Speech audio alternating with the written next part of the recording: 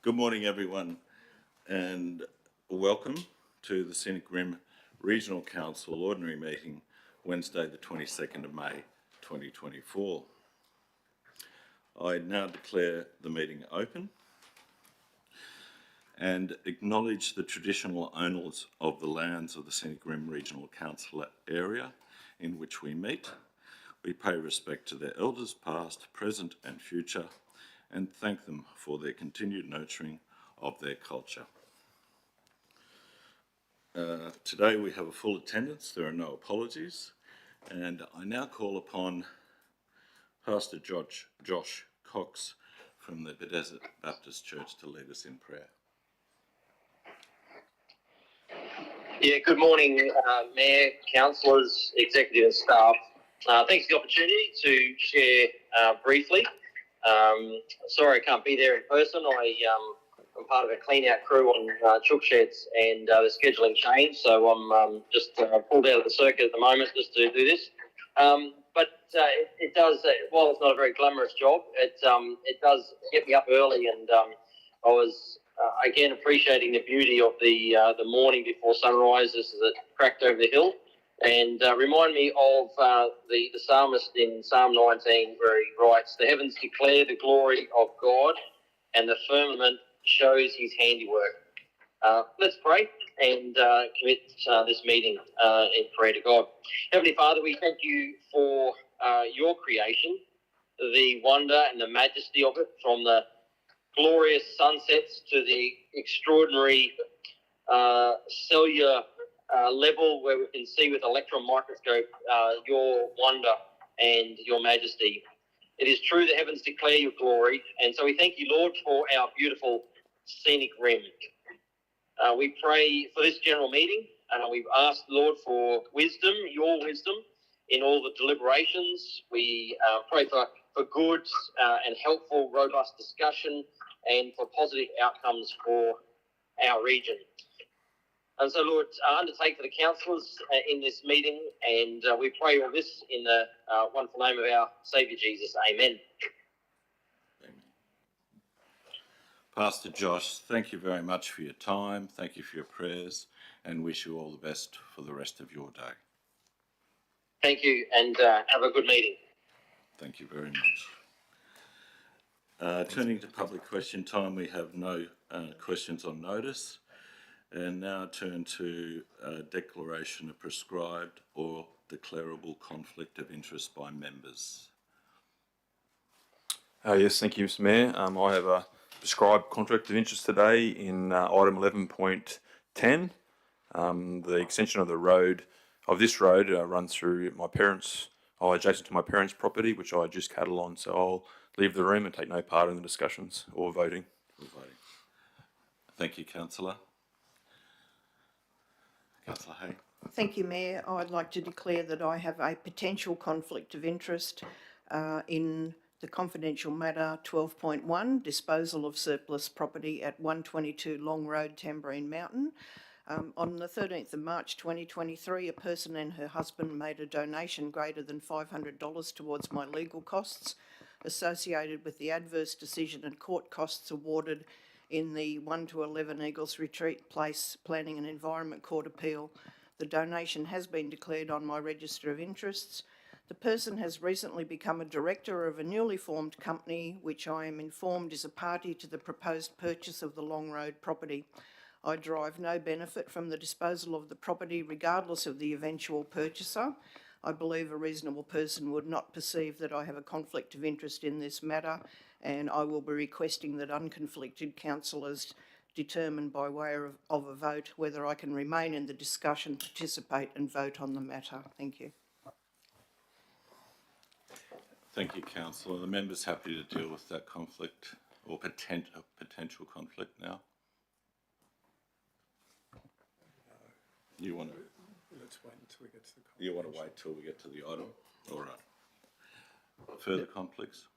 Yes, Mayor, I have a perceived, I don't think it's a perceived conflict. For 12.2 in confidential matters, a former owner of this business that council's dealing with is a friend of mine, but he doesn't own the business now. Like Councillor Hay, I don't believe there's a material conflict there in any form, but just for disclosure.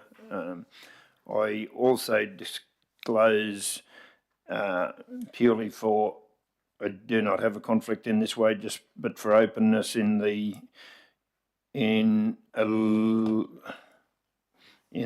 grants application. I've just lost the number of it. Yeah, I'm a member of the Harrisville Lions Club that actually is recommended as one of the recipients, but I'm not I'm the executive of that. So I intend to stay in the meeting for that, but just for openness, I just letting the meeting know. Acknowledged. Thank you, Councillor.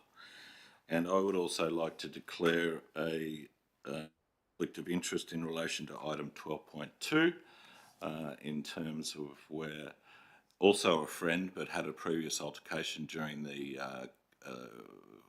election campaign process in relation to this company. So we'll declare that conflict and will abstain from the discussion and participation in the decision-making process. Any further declarations? Thank you. We just moved to announcements today, and I have one before us just to reflect on and Vale Herbert Herbie Flesser. Councillors, I would like to take a moment to acknowledge the passing of a highly respected member of our community and long-standing former council staff member. Herbert Herbie Flesser retired on the 30th of July 1993 after 35 years with Bedesachai Council as a ganger in maintenance and at Council's Canungra Depot. Early on in his career, Herbie was a ganger in a team of 3 with one tractor operator, one slasher operator and a labourer who maintained parks and cemeteries before he moved on to the maintenance of our main roads and council road network. A resident of Canungra for the majority of his life, he was a well-respected member of the district where he raised his family and was highly visible within the community. In his later years, Herbie retired to Bribie Island with members of his family. Herbie is survived by his son Malcolm and 3 daughters, Janelle, Jackie and Raylene. My condolences are with Herbie's family at this difficult time. Vale Herbie Flesser. Thank you. Councillors, is there anyone else that would like to acknowledge anyone in their communities at this point in time? No? Thank you. We'll continue on. I do not believe we have any representations or presentations of petitions, so we'll look to confirmation of the minutes of previous meetings. Firstly, for the ordinary meeting on the 17th of April. Could I look forward to have someone move the motion? I'm happy to move it. Councillor Sanders. Be seconded. Councillor Hay.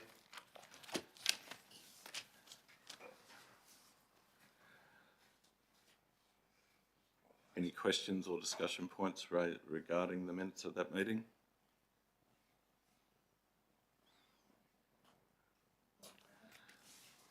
You wish to speak to? No? No one against?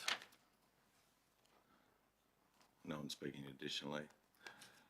I'll put the motion to the floor that the minutes of the meeting of the 17th of April 2024 be true and correct. Those in favour? Aye. Unanimous. Motion passed. Now refer to the special meeting minutes of the 14th of May 2024. Could I seek a motion? Councillor Hay, seconder. Councillor Chalk.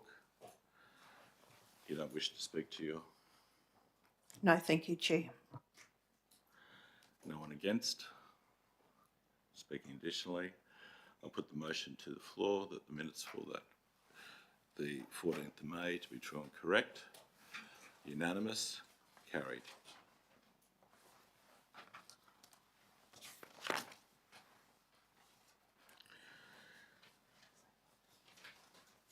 Okay, item number 10, business arising from the previous,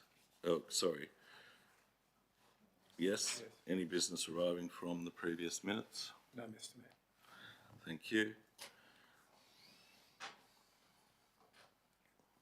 All right, now we will move on to item 11.1, and I'd look to Councillor Chalk to introduce that item. Thank you, Mr. Mayor. I'd like to introduce the report 11.1, Council representation on the Darling Down Moreton Rabbit Board. I'll take the report as being read, and I'll move on to a motion. I'll move the motion that Councillor Duncan McGuinness is appointed to the Darling Downs Moreton Rabbit Board. Can we have a seconder to that motion? Councillor Hay. Any questions or discussion? Sorry, very good point. Councillor McInnes, are you willing to accept the nomination? Yes. Yes, I am, Mayor. Thank you. Would you like to speak to your motion? I'll speak briefly. Councillor McGuinness has been a representative for a while now. He does a very good job on that board. It's one of those things that we must do. We must contribute money towards this fence. We have lobbied the state in the past to find a different solution to funding this, as it's a burden for our ratepayers to fund. But nevertheless, we need to do it at this point in time. So I'm happy for Councillor McGuinness to continue on this board. Thank you. Thank you. Anyone against? No. Anyone wishing to speak further? No. I'll put it to the floor. Those for? Motion carried.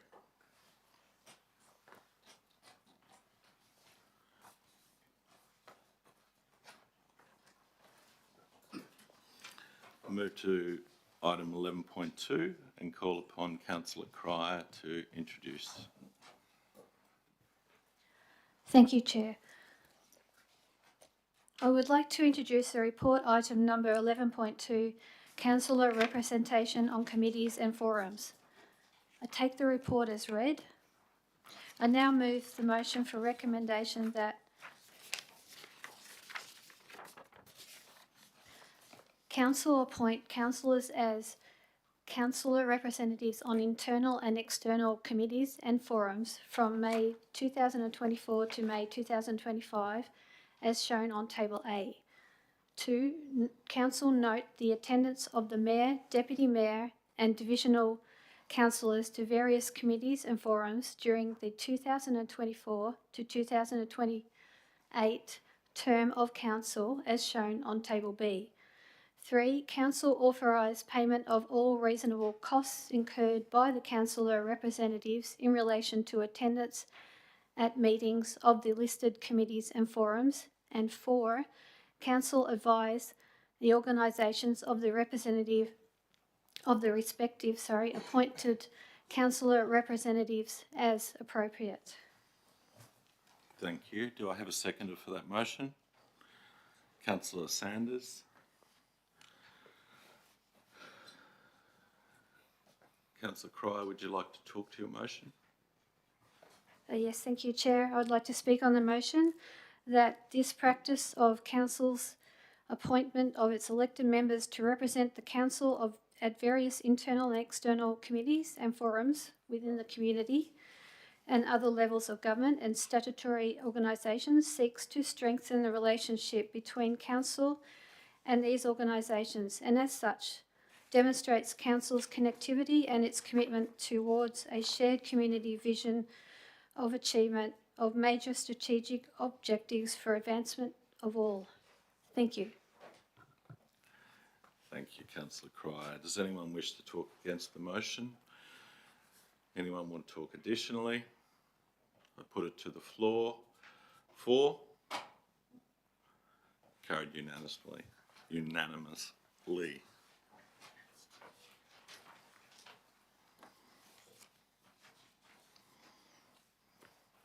I turn to item 11.3 and call upon councillor Moriarty to introduce. Thank you, Mayor. I would just like to present Council's third quarter progress report of the operational plan 23-24. Just like to move that the operational plan be adopted. Can I call upon a seconder?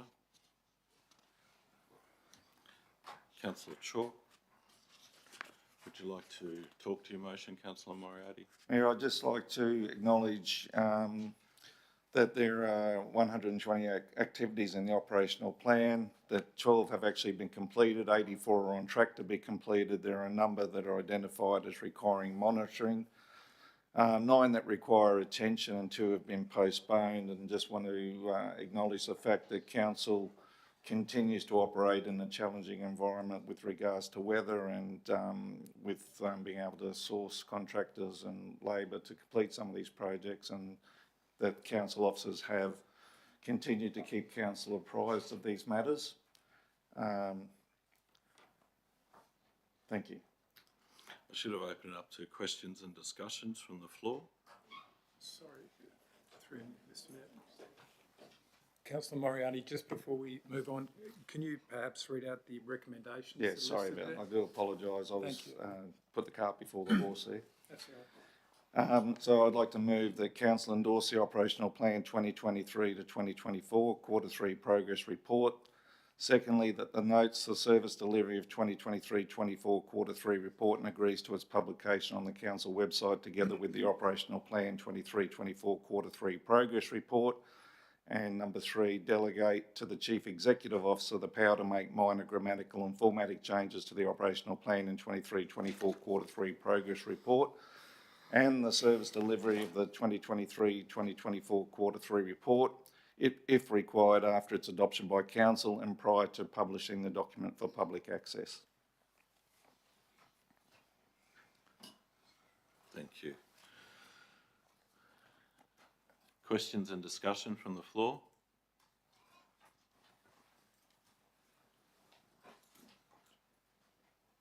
Councillor? Yes, ma'am. I'd like to endorse Councillor Moriarty's comments regarding the amount of work that goes into this and the diligence of staff to actually come up with this report. It's very detailed, and it's good for council to be that we're well across what is happening in the organisation. It's a good sense check, let's say, for the where we are, and congratulations to the staff in doing that. Thank you, councillor. Any further?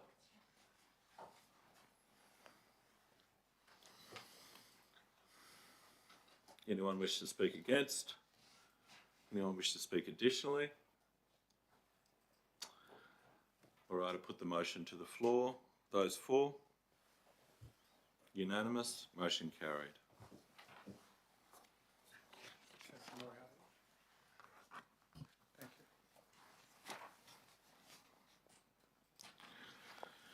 I'll turn to item 11.4 and call upon councillor Hay to introduce this item, please. Thank you, Chair. I'd like to introduce the 2023-2024 Scenic Rim Community Grants Program Round 2 minor grants, and put forward the successful applicants. I take the report as read, and the report advises of applications made to Council's 2023-2024 Minor Community Grants Program Round 2 and outlines the recommended distribution of grant funds following assessment. This round was heavily oversubscribed, and there were 42 applications, of which 20 were not successful in this round. Those who were unsuccessful do have the opportunity to avail themselves of in-kind support through council, and an application for that can be made at any time.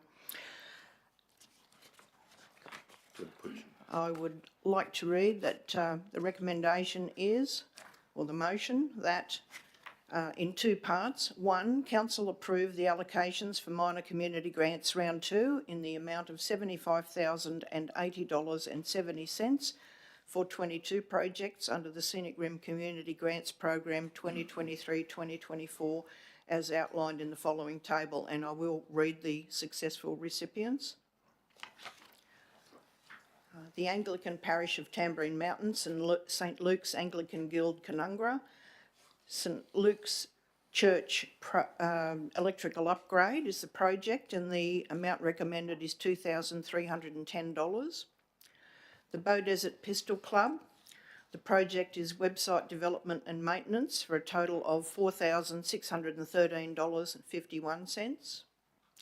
Boona and District Cultural Foundation, project being 2024 Boona Arts Festival, $5,000. Boona Arts Society, website development and data collection, $5,000. Boona Community Garden, garden and maintenance equipment project, $2,375. Boona District Kindergarten, project to replace the shade sails for a total of $3,000. Canungra Area Golf Club for the design of a functional website for $2,364.59.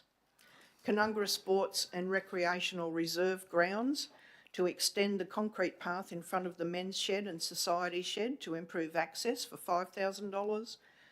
Community Cancer Care website development and marketing strategy for $4,232.55. Fassifern Bridge Club project to acquire a defibrillator for the Calbar Civic Centre, $2,099. Harrisville Lions, $2,024 for, $2,024 Christmas in July for $2,655. Kerry Memorial Hall, storage container, $4,840. Coralban Community Group for AV equipment, $4,609.05. Lions Club of Tamborine Mountain, project is Mountain Mates 2024 Bush Dance, the amount is $2,000. Logan and Bow Desert Bushwalkers, first aid qualifications and upgrade and abseiling equipment, $2,182. Mount Alfred School of Arts, repairs and maintenance, $5,000. QCWA Wongalpong branch, the hall floor and outside timber toilet restoration, $2,380. Rathdowney Memorial Bowls Club, painting of the Bowls Club and a tool shed for $5,000. Roadvale School of Arts, fence to improve safety, $1,500. Tamborine Mountain Canungra Cricket Club, synthetic pitch replacement for $5,000. Tamborine Mountain Chamber of Commerce, the 2024 Artisan Fair, $1,920. And finally, the Tamborine Village Lions Club for a promotional marquee for $2,000. The total recommended is $75,080.70.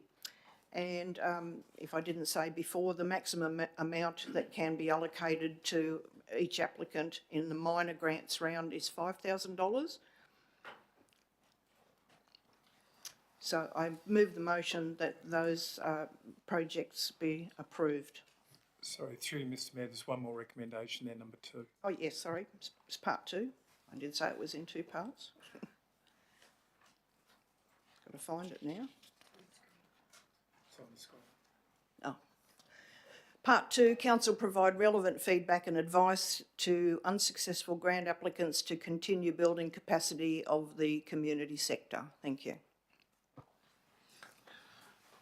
Thank you, councillor. Could I have a seconder for the motion? Councillor Moriarty. Could I open that to the floor for any questions or discussion?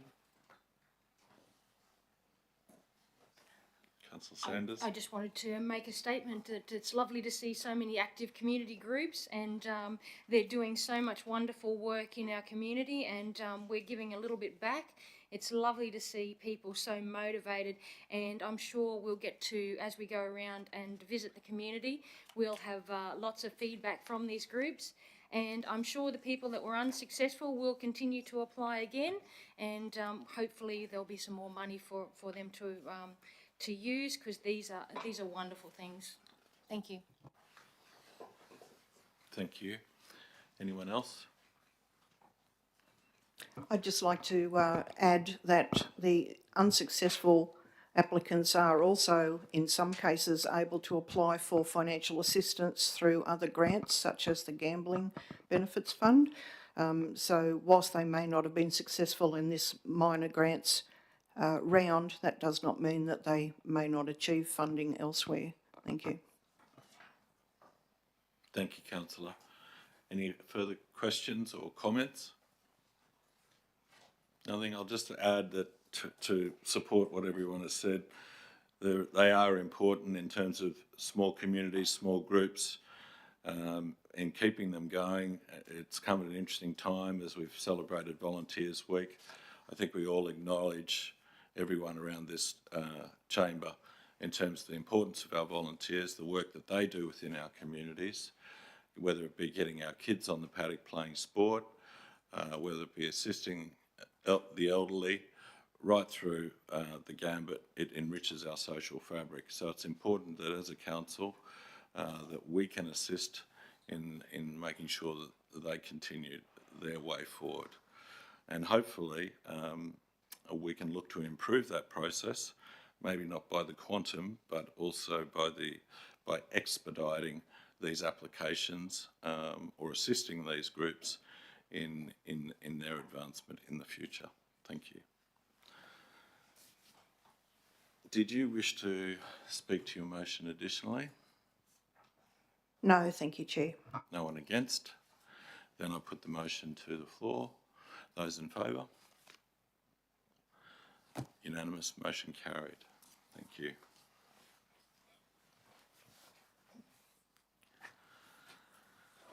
Now turn to item 11.5, and I believe Councillor Sanders, you're going to introduce that item for us today.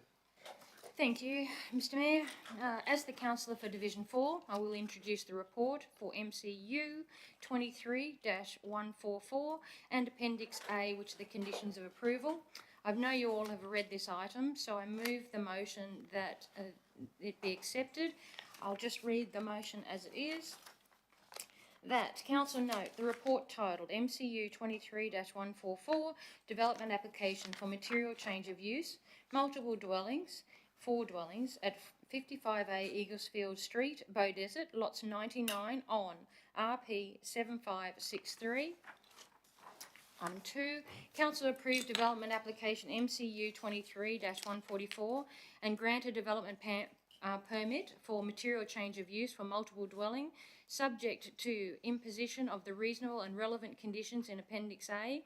And 3, Council note that any subsequent request for negotiated decision notice and or change of application to the approval MCU 23-144 will be progressed via delegated authority where the changes would not significantly alter the original decision. Thank you, Councillor. Could I seek a seconder for the motion? Councillor Moriarty. Open it up for questions and discussion. Speak. Do you want to speak further to your motion? Yes, please. 55 Eaglesfield Street, Beaudesert. The proposed development is for a 3-bedroom dwelling with an overall residential density of 1 dwelling per around about 505 square metres on an elongated rectangular town block. Each dwelling contains a double garage, some private courtyard space, a kitchen, dining and living space with 4 designated visitor parks in addition to residential parking. The site is contained within the urban footprint under the SEQ Regional Plan and Shaping SEQ, which aims to address the large amount of growth in our region. This application has been assessed against strategic frameworks and is generally consistent. The area is well serviced in relation to community infrastructure, commercial services, along with parks and shops. Council have reviewed the submission and have noted the issues and the concerns of the residents. The submissions relate to a variety of issues, all of which have been reviewed, and we do note the concerns from the residents. The concept of the stormwater management has been considered acceptable. However, a detailed design will be assessed as part of an operational works assessment. These various mitigations have been put in place in the form of conditions as per Appendix A. The council officers believe this proposal complies with the low-density residential zone codes. Questions from the floor?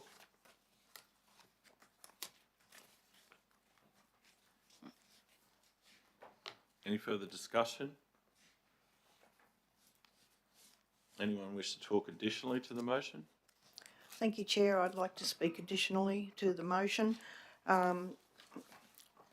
Whilst I appreciate that we're required to provide additional housing to satisfy the state government's requirements, I found it disappointing that in the pursuit of maximum yield, the developer was not able to comply with P07 AO 7.1, which is shown on page 36 of the agenda, in that it's unable to meet the requirement to have a separate pedestrian and vehicular access. I feel that tweaking of the development application could have enabled that to have been achieved. I'd also like to comment that I find it disappointing that there is virtually no shared outdoor space available in the proposed development, and that whilst each dwelling contains some private open space, which consists of a private courtyard, the space involved is minimal. So once again, the residents of these dwellings are going to end up using our public parks to throw a ball around and play with their children. I'm not sure how this adds to affordable housing or assists with the provision of a diverse range of homes, given that most of the development applications that council's currently receiving are for three bedroom, two bathroom homes, rather than lesser number of bedrooms, which would probably meet the needs of the community more so than 3 bedroom, 2 bathroom dwellings. Thank you. Could I, through the CEO, ask the planners to address that statement or circular question? Thank you, Mr. Mayor, through the chair. So in relation to the comments around communal open space, with this development not meeting the threshold or up to the threshold of 5 dwellings where communal open space does become a requirement, it's below that, so we can't compel the applicant to do something above and beyond what's prescribed in the planning scheme. In relation to our private open space, they meet the minimum requirements under the planning scheme.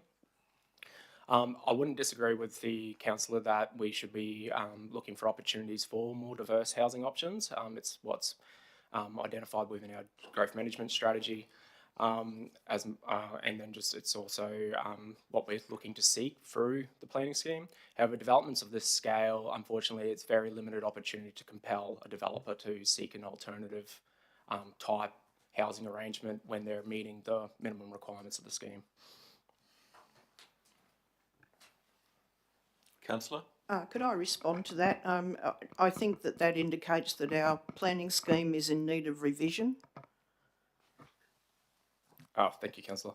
Through the chair. So that would be outside the scope of the recommendation here, so I wouldn't be able to speak to that. Councillor Moriarty? I'd just like to acknowledge the comments made by Councillor Hay and by Joseph from planning just with regard to the development. I think everyone's very cognizant of the fact that there is a housing shortage generally, and especially affordable housing, and I believe the benefits of this development certainly outweigh the negatives in this instance. Councillor, thank you. I think we do note the comments that you have made, Councillor Hay, and I think it is important that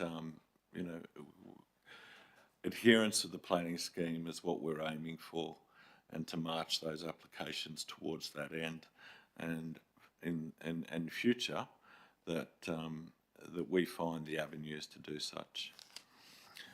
But in addressing this motion, Is there anyone wishing to speak to the motion further? Against? I'll put it to the floor. Those in favour? It's unanimous, carried.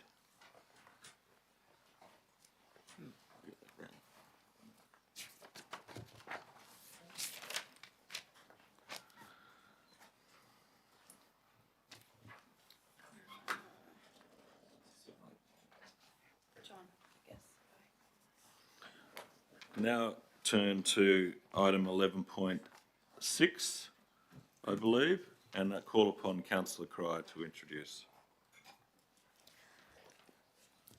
Thank you, Chair.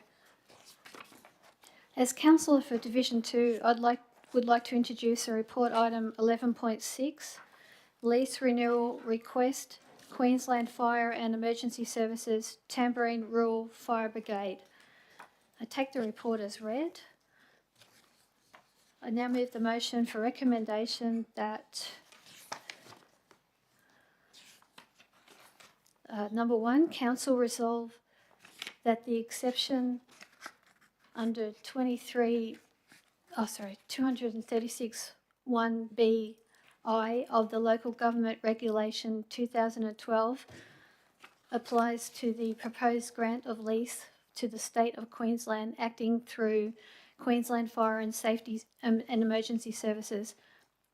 2, that Queensland Fire and Emergency Services be advised that Council approves the issue of a new freehold lease over Lot 1 on RP 58262 situated at 2765 to 2771 Waterford Tamborine Road, Tamborine, conditional upon A, the subject lease commencing within 6 months of the date of this resolution and expiring on 30th of June 2033. B, the lease term being up to 10 years or thereabouts subject to commencement date.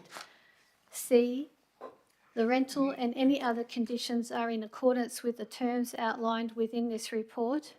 And D, the costs associated with the lease, lodgement and registration, including preparation of lease survey plan where required, is borne by Queensland Fire and Emergency Services. Thank you, Councillor. Call upon a seconder. Councillor Sanders, thank you. Would you, Councillor Cryer, like to talk to your motion? Yes, thank you, Chair.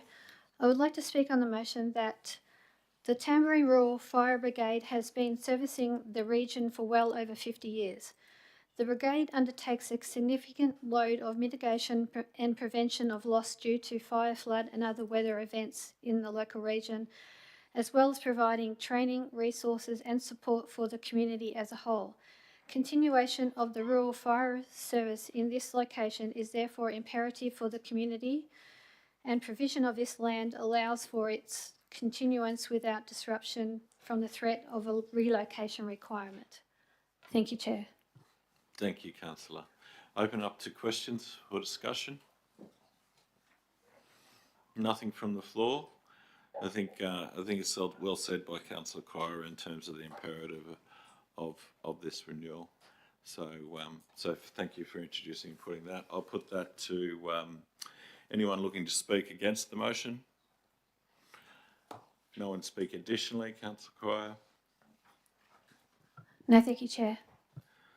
I'll put it to the floor. Those in favour of the motion? Unanimous, carried. Thank you. Move on to item 11.7 and call upon Councillor Hay to introduce this item. Thank you, Chair. I'd like to introduce item 11.7, a policy endorsement, memorials and commemorative items policy. If we could scroll down, please. I've lost internet access again. Thank you. The recommendation is that, and I take the report as read, the recommendation is that Council adopt the attached memorials and commemorative items policy, and 2, Council note the attached memorials and commemorative items procedure which will be presented to the Chief Executive Officer for approval. That's my motion as well. Thank you. A seconder for the motion. Councillor McInnes, would you like to talk further to the motion, Councillor Hay? Yes, thank you, Chair. Quite by coincidence, in the last week since this appeared on the draft agenda, I've had 2 requests for memorials to be considered within Division 1 after nothing for 12 months. So I think that this is an issue that's now become of interest to the broader community, and the 2 different suggested memorials are small in nature but have significant meaning to those who are putting forward the proposals. So I do endorse this policy. Thank you. Thank you. Acknowledged. Open it to questions or for discussion from the floor. Councillor Sanders. Thanks, Mr. Mayor. I just wanted to say that this gives us some certainty and it provides a more consistent approach, having these types of policies in place.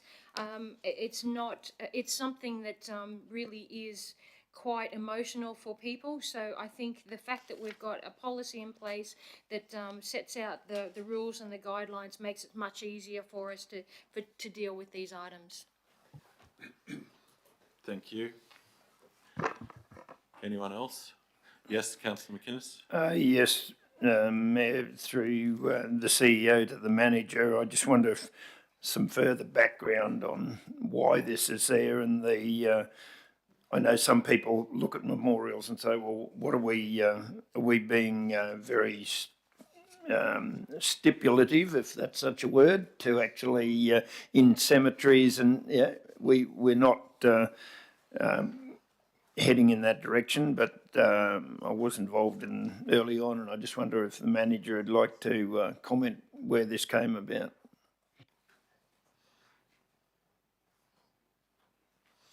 Through the CEO. Yes, no, I'll hand over to the manager. Thank you, Councillor McGuinness, for the question. Yes, we've been receiving some requests for commemorative memorials in some public locations. We did present an item for consideration at a previous briefing session of council to consider a commemorative item be placed within a road reserve. For consistency's sake, the previous council asked for the development of memorials and commemorative items policy to place that structure in place so that as Councillor Sanders mentioned before and Councillor Hay, to have that consistent approach to what we approve and when we approve. Please note that the policy is only for public space areas, so it does exclude war memorials, anything within a cemetery, plaques and statements for opening of buildings and so forth. So it is for those opportune memorial items like park benches and trees and those sorts of features that this policy does capture. Thank you. Thank you, Councillor. Anyone further? Yes, I'd like to question the existing historical memorials. It doesn't seem to say that in the policy where it does not cover cemeteries that are controlled by a council, or and you said war memorials or council plaques, but it doesn't mention about historical existing memorials. Okay. Through the CEO. Thank you, Councillor Crier. Yes, not specifically mentioned, but yeah, the policy does apply to all existing and proposed memorials. So yeah, anything that is in place will generally stay, but when those pieces of furniture or equipment or whatever they're placed on are up for renewal, they will be subject to this policy. Thank you. Anything further?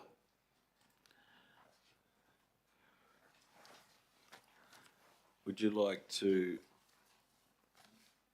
speak additionally? No? Anyone looking to speak against the motion? I put it to the floor for vote. For those in favour? Unanimous, carried. Thank you. Moving on to item 11 point.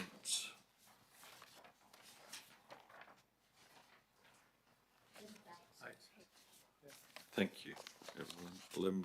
11.8, and call upon Councillor Sanders to introduce that. Thank you.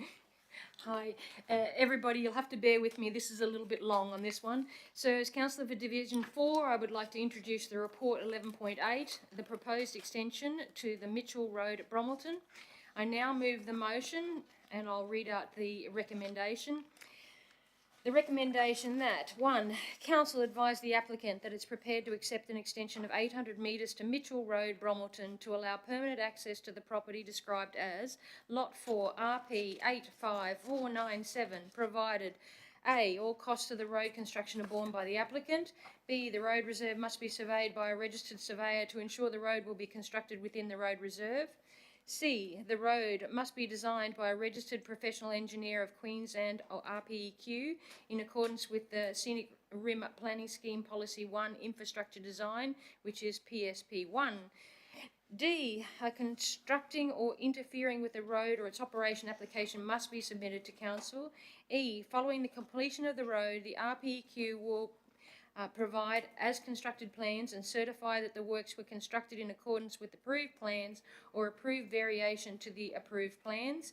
And F, the defect liability period for the road will be a minimum of 12 months. Thank you.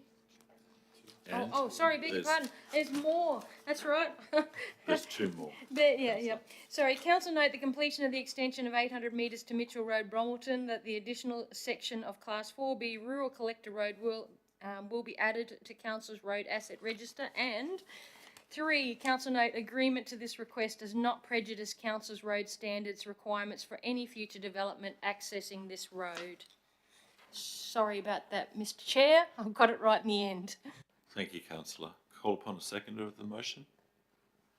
Councillor Cryer, thank you. Do you wish to talk further to your motion, Councillor Sanders? Yes, if I may, thank you.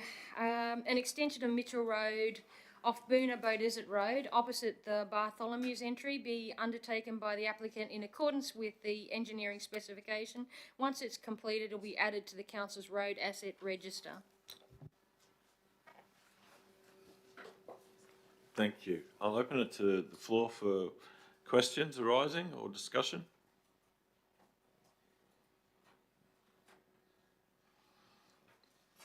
Pretty quiet on that matter. Thank you. It is pretty straightforward. Is there anyone looking to speak against the motion? Councillor Sanders, do you want to speak additionally? No, thank you, sir. I put it to the floor. Those in favour? Carried unanimously. Thank you. Now turn to item 11.9 and call upon Councillor McInnes to introduce this item. Thank you, Mayor. It gives me much pleasure to introduce 11.9, level of service update, green waste mulching. I take the report as read, and I will now read the recommendation. That is that 1, Council approve the cessation of provision of mulch from all council-owned and operated transfer stations, and 2, Council approve the removal of all mulch loading charges from Council's Register of Fees and Charges 2023-2024. So move. Thank you, Councillor. Seconder, Councillor Chalk. You wish to talk further to your motion, Councillor McInnes? Yes, Mayor. The community may not be aware there's a number of our councils, neighbouring councils here and across Queensland whose green mulch operations have been in a bit of strife lately with some asbestos being found in some of the mulch, and from a safety point of view, it's very correct that we don't do that, and it's very hard for staff to keep an eye on everything that's going into the green mulch. And two, there's, from a safety point of view, the room for loading this mulch to people, and also our responsibility for some of the ordinary vehicles, to put it mildly, that are loaded with mulch that we're taking responsibility for as they drive out, is causing concern for staff and for council as a whole. So we believe it's the right thing to do is to cease the mulching, and not cease the mulching, but cease the collection of mulch from the council transfer stations. Thank you, councillor. I'll open to questions and discussion. Councillor Sanders. I just wanted to add that there would be a massive cost impost if we found asbestos in some of our waste. That's a serious concern because, of course, we've got a duty of care. And I do note Councillor McGuinness's comment about some of the vehicles that we are actually loading that may or may not be roadworthy. But look, I think the risk is so dramatic and so huge and could be so expensive that it would be remiss of us to continue along these lines. Taken. Any further? Councillor Hay. One of the questions that's likely to arise from the general public is if the mulched material is not being collected by locals and ratepayers, what will be the ultimate destination or use for that material that's no longer available to the public? It's a very good question, but also the future direction of green mulch. And you're directing that question through the CEO too. Thank you. Yes, and I'll pass on to the manager. Thank you, Councillor Hay. Yes, two very good questions there. I'll answer the first one, where does it go?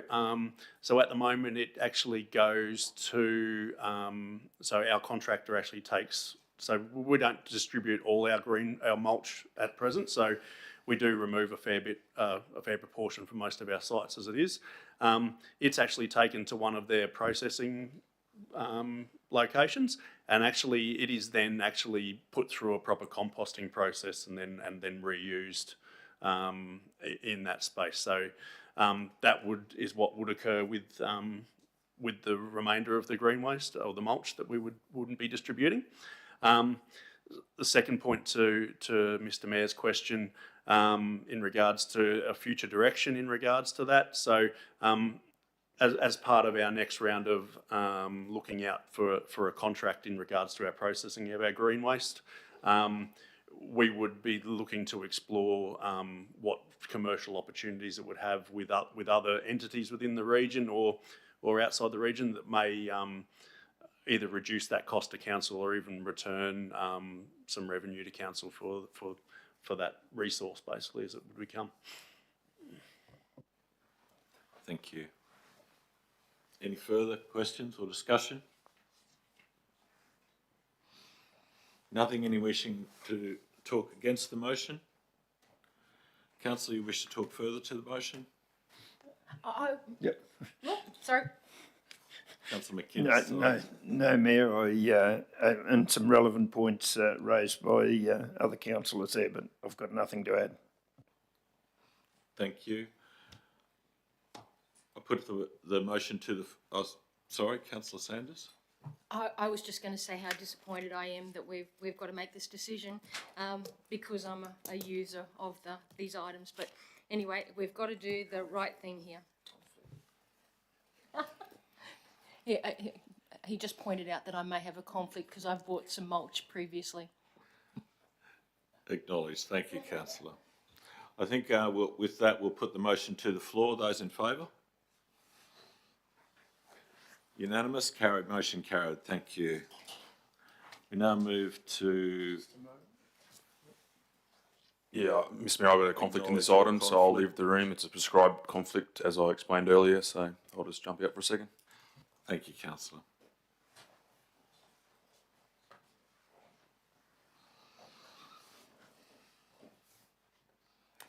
Again, I beg your indulgence as I introduce this motion. It's a long one, so please bear with me. I'd like to introduce the report 11.10, proposed extension to the unnamed road from Carneys Creek Road, Carneys Creek. This is to allow access to a property. I so move. 1. Council advised the applicant that it accepts an 800 metre extension along unnamed road from Carneys Creek Road to allow permanent access to property described as Lot 2 on RP 49174, provided A, all costs of the road construction are borne by the applicant, B, the road reserve must be surveyed by a registered surveyor to ensure the road will be constructed within the road reserve, C, the road must be designed by a registered professional engineer of Queensland, which is RPEQ, to a 5D standard in accordance with the Scenic Rim Planning Scheme Policy 1, Infrastructure Design PSP 1. D, constructing or interfering with a road or its operation application must be submitted to council. E, following the completion of the road, the RPEQ will provide as constructed plans and certify that the works were constructed in accordance with the approved plans or approved variation to the approved plans. And F, the defect liability period for the road will be a minimum of 12 months. And G, the applicant submits a separate application to the Department of Transport and Main Roads to determine requirements regarding any intersection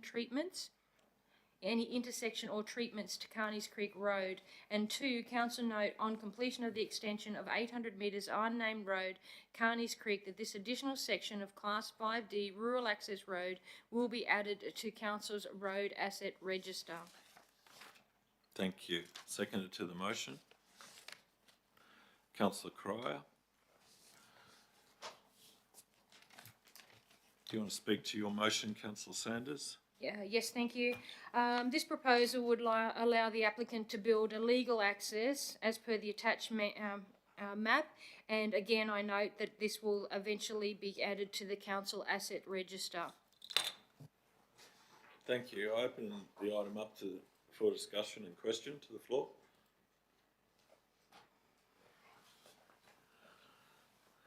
Nothing. Councillor Moriarty. Thank you, Mayor. I just would support the application where rural landholders are prepared to pay for and fund roads and contribute to the road network using their own money to construct the road to their own properties. I think council should support them in that endeavour.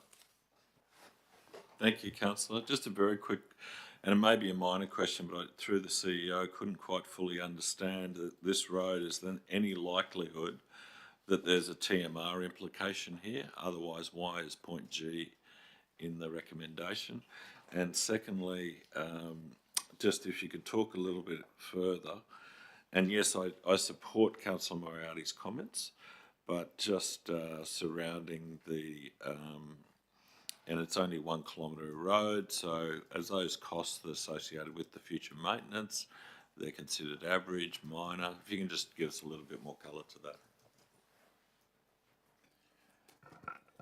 Through the chair, I can answer the first question.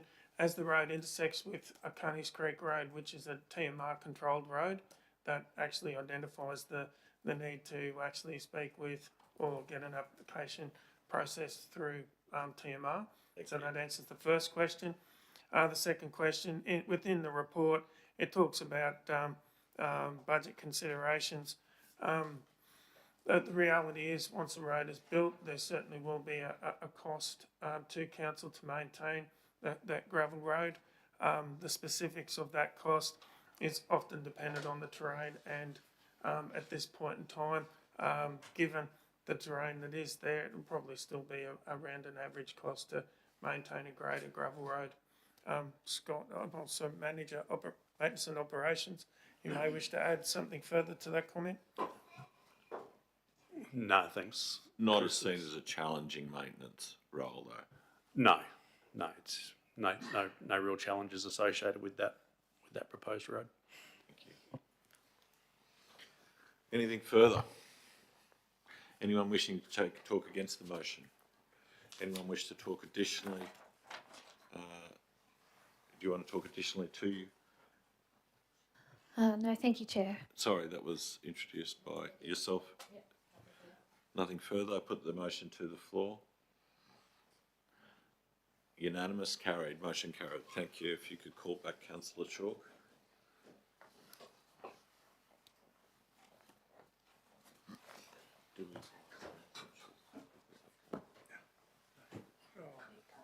Yeah, no, you can.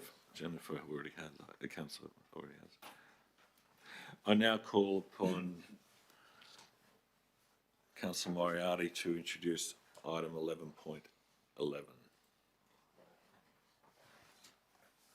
Thank you, Mayor. I'd just like to, I take that the infrastructure, disaster recovery funding arrangements with regard to infrastructure recovery update for 2024 be accepted as read. I take it everyone's had the opportunity to have a look at that recommendation, and I move the motion that Council note the disaster recovery funding arrangements infrastructure recovery update accept as presented. Can I take a seconder for the motion? Councillor Sanders, would you like to talk further to your motion? Talk to your motion, Councillor Moriarty. Only to mention, Mayor, that the recovery update outlines where council are up to with a whole range of post-disaster weather events that have occurred over the past few years that are in varying stages of completion. And also just to add that the vast majority of funding for these projects is from external sources, not funded by council directing, and the timing of many of these projects is subject to such funding and availability of contractors and so on and so forth to complete the work. Thank you, Councillor. Open it up to the floor for questions and discussion. Councillor McInnes. Yes, Mayor, through the CEO, I note the South East Queensland rainfall and flooding 22nd of February to the 5th of April 2022, which are over 2 years now. To me, it seems as though this is lagging fairly well. I just wondered if officers have got an explanation. I recognise as contractors and everything are hard to come by, but where are we at this stage, and what's the future looking, especially for that one? I can understand some of the others that have progressed well, as Councillor Moriarty said, but if we could just, someone could comment on that one, please. Through the chair. Certainly, each of the events have certainly had different types of infrastructure impacted. Specifically for that event, there were a number of landslips and other floodway and drainage structures that were impacted. Given landslips are quite complicated to rectify, the need to actually go and get external design and consideration from a geotechnical point of view actually adds to the timeline that's required to actually complete the works.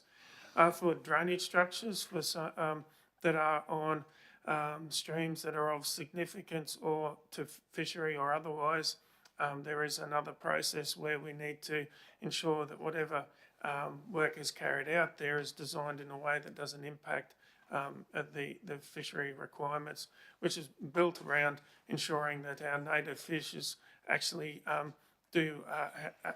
are able to maintain their breeding and other opportunities in the streams.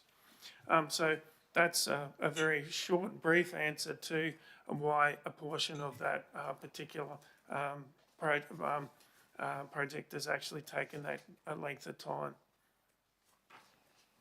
Thank you. Councillor McInnes. No, thanks, GM. Yeah. Any further questions? Mayor, if I could just comment as someone who has been a recipient of disaster relief funding or the benefits of disaster relief funding in the past myself, I do understand that the timing of disaster relief funding isn't always in the eyes of the people who are affected delivered in a timely manner. And I just would like to make the comment and observation. I think it behoves council that we need to continue work very, very hard in this space to ensure that we do roll out these recovery programs as quickly as we possibly can after disasters, because, you know, the dragging it on definitely has negative impacts on those who are affected. So while presenting the report to be accepted as where we're up to, I just would add to that we need to continue to work very hard to deliver these outcomes as quickly as we possibly can after disasters. Thank you, Councillor. I support those comments, and that we need to, as a council, work out an advocacy or a cooperation from the relevant authorities and relative levels of government, whereby that they need to respond aggressively and urgently and remove the red tape so that council can get out there and deliver and make the recovery in a timely manner and not dragging these things out unnecessarily. The funding needs to get out earlier and on the ground earlier, to making to a point, in part, to what Councillor McGuinness had raised earlier today. And I think that's been a level of frustration for councils and people on the ground that go through these disasters. Thank you. Any further questions or comment? Councillor Hay. Thank you, Chair. I'd just like to concur with your comments, but I'd like to add that it is pleasing to note that the two oldest events that are listed from 2019 and 2020 are both 100% complete. So whilst there has been a lengthy delay in finalising these, it's good to see that they have finally ended. Thank you. Noted. Thank you. Any further questions? Discussion? Anyone wanting to talk against the motion?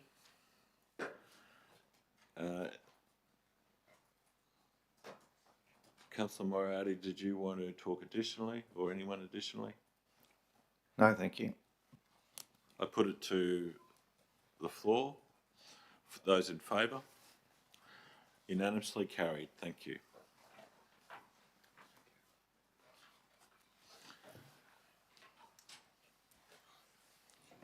Move to item 11.2 and call upon Councillor Chalk to introduce this item. Thank you. Yeah, thank you, Mr. Mayor. I'll introduce a report 11.12, Local Government Remunerations Commission Annual Report 2023 and Council Law Remunerations 2024-2025. To give you a little background, the Local Government Remuneration Commission has concluded its annual review of the categories of local governments and the assignment of local governments to which category. In addition, the Commission determines the level of remunerations for mayors, deputy mayors and councillors of Queensland. I'll just sort of add that I think it is appropriate that we have a commission to do this job, which keeps the councils and the council laws away from this task and sets it external to us. So I'll move straight to a motion, and the motion will read that council receive the Local Government Remunerations Commission's Annual Report 2023, and 2, council adopt the Local Government Remunerations Commission's remuneration schedule effective from 1st of July 2024 for the Mayor, Deputy Mayor and councillors. Thank you, Councillor. Seconder for the motion? Councillor McInnes. You wish to talk additionally to the motion? Further to the motion, sorry? Not at this stage, no. Thank you. Anyone wish to talk against the motion? Sorry, going back, do we have any questions arising or discussion points anyone wants to introduce? Councillor Moriarty. Thank you, Mayor. I just want to endorse the comments made by Councillor Chalk in raising this motion that this, the remuneration to mayor and councillors is done by an external source. I know the public perception sometimes is a new council gets in and they vote themselves a pay increase. First order of business, that's not how the system works. I just want to put that on record, that the remuneration does come from an external source and we are just accepting what has been recommended. Thank you, councillor. Any further questions? Discussion?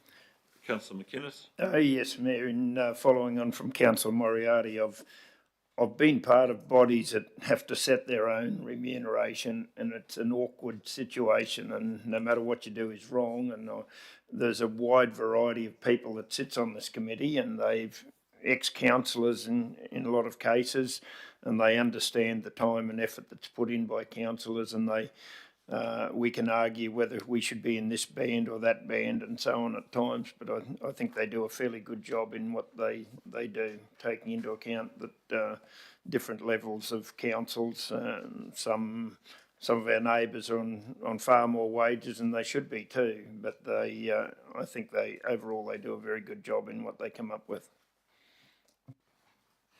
Thank you, councillor, and it goes towards supporting Councillor Moriarty's comments and point. It's done independently.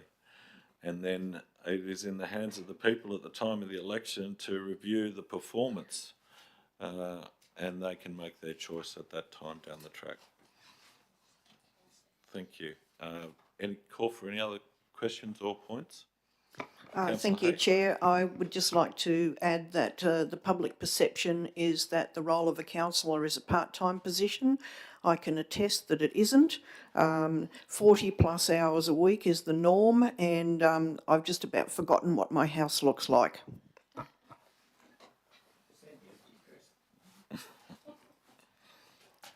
Thank you, councillor. Is there any further questions, discussion points to raise? Councillor Chalk, do you want to talk additionally to the motion? Just to say that I concur with all those comments made by the councillors, and yeah, so moved. Thank you. No one talking against the motion? I put it to the floor. Those in favour? Unanimous, motion carried. Thank you.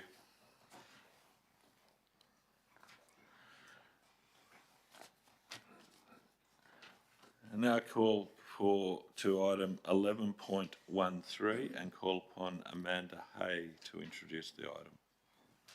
Thank you, Chair. Just bear with me with my technology problems. I'm sharing Councillor Cryer's laptop. We're just scrolling to the right page. Yeah, I can't read that, sorry.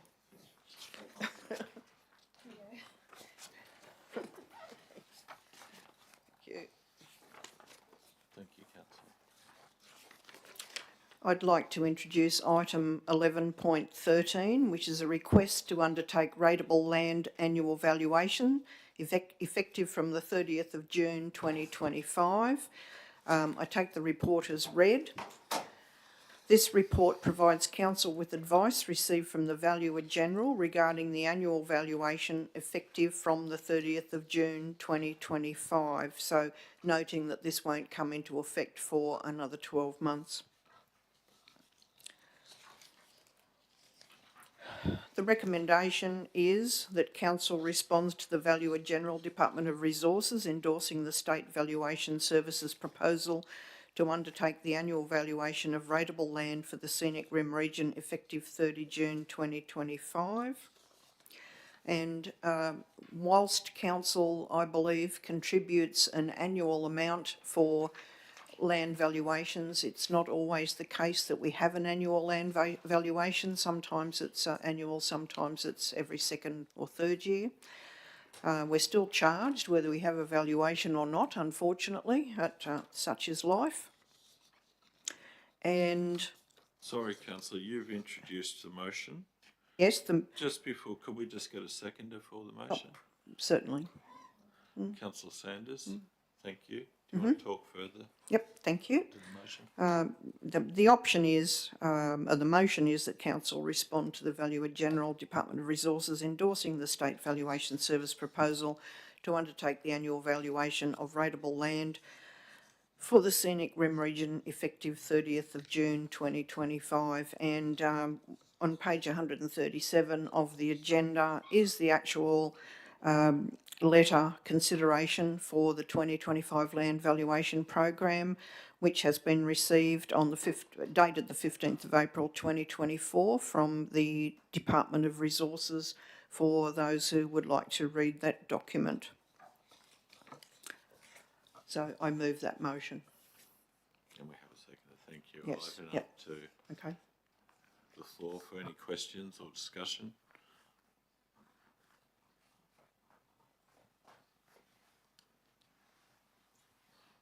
No. I then, would you like to speak additionally to the motion? Thank you, Chair. Yes, I would, through the CEO to the General Manager, perhaps a brief explanation of the benefits of having the valuations done might be of benefit to those listening. Thank you. Thank you, Councillor Hay, and through the Chair. Yes, good question. As you rightly pointed out in your statements before, there has been a trend. We haven't normally received annual valuations. In the past, there's been lapses where it's the revals have been undertaken on a 3-year basis and a 2-year basis. What Council perceives as issues with a prolonged period within undertaking revals is the fluctuations that occur within those, and then trying to manage those revals accordingly to align with how Council aligns its budgets. I will point out that purely the fact that the myth around if the valuation's merely going up results in rates going up. It's when Council determines the budget, Council uses the revals to calculate the appropriate rates in the dollar to ascertain the required levels of funding to fund the budget. So having a timely periods in getting revals certainly mitigates those fluctuations that we've seen in recent times resulting.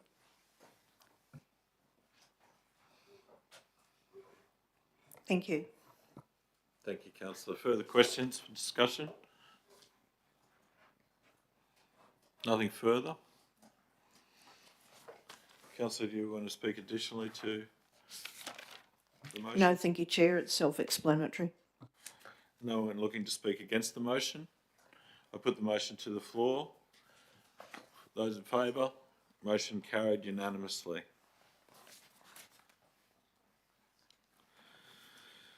All right, I turn to item 11.14. My apologies, getting ahead of myself. And a call upon Councillor Hay to introduce this item. Thank you, Councillor Hay. Thank you, Chair. I'd like to introduce item 11.14, the Queensland Audit Office publications relevant to Council. I take the report as read. The report is attached to the agenda.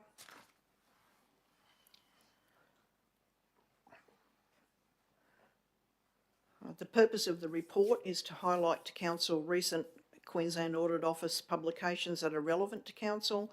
The Local Government 2023 Financial Audit Report provides the collated results of the external audits on all Queensland local governments for the 2022 to 2023 financial year.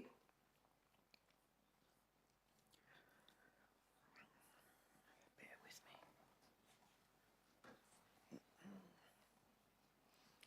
It's on the... I can't read that far. Yes, yeah.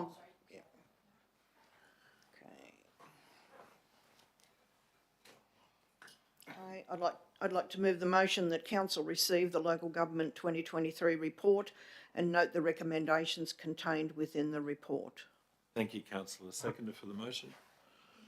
Councillor Sanders, thank you. Would you like to talk to your motion, councillor Hay? No, thank you, Chair. I think this is also self-explanatory. There are some interesting comments contained within the report, but I'll leave that for the general public to read and digest. Thank you. Anyone against? No? No, I'm not against, Mayor, but I just wondered if the CEO would like to comment on some of the findings here, or the Oliver might also, the GM. Through you, Mr. Mayor, it's a really good document. It points out where there's some weaknesses, where you've constantly got to be reviewing.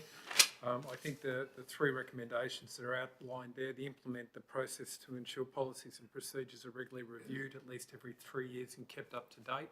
We've got some improvements to make there. Provide an onboarding program for all elected members and mayors following the 2024 election. We're sort of doing that. We're almost come to the end of that. And review the registration status of employees undertaking engineering services, which is an issue that's been going for... We're right in that regard, but there are some issues where people have been using engineers that are not necessarily qualified. I'll hand over to the General Manager of Sustainability, who I'm sure will add some more. Thank you, CEO. To answer your question, Councillor, I guess only a couple of other points is some of the positives that are contained in there that's highlighted by Councillor Hay. I guess some of the benefits it allows the public to view where council sits when it comes to sustainability, and views where council sits in the rankings against the other local governments. The key aspect I put in there is that, based on the, similarly, it's an external organisation, the Queensland Audit Office, reviewing council's metrics and financials and the such, it's rated councils in one of those lower chances of being unsustainable. Thank you, and thank you, councillor, and thank you for the autocorrect. Any further questions? Discussion? Councillor, did you, anyone wish to talk against the motion? Councillor, you wish to speak additionally? I put it to the... Sorry, No, thank you. Okay. I put it to the floor. Those in favour? Carried unanimously. Thank you.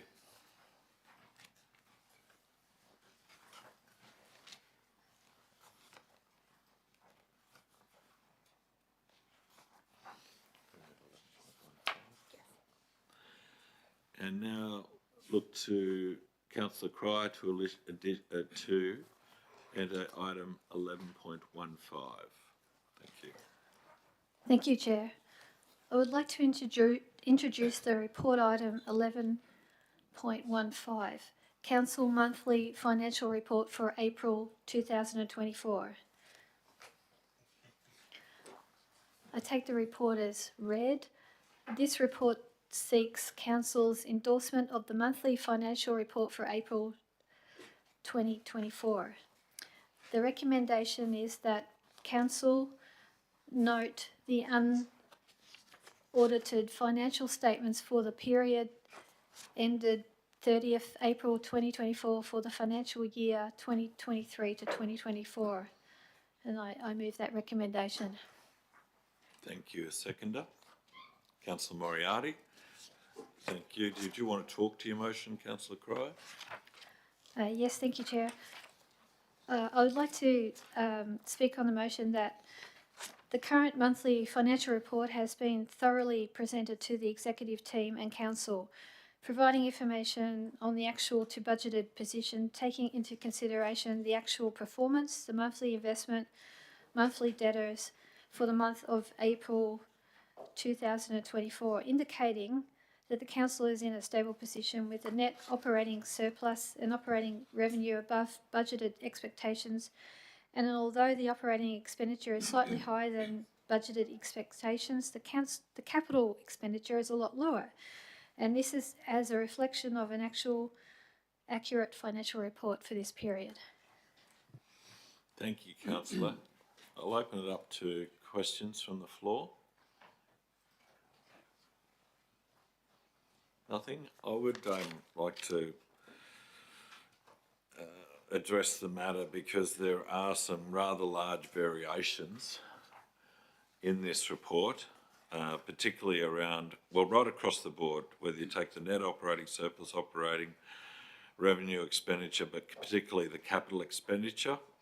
And if maybe through the CEO, we could have some more detail around the executive summary in all of those categories, please. Yep.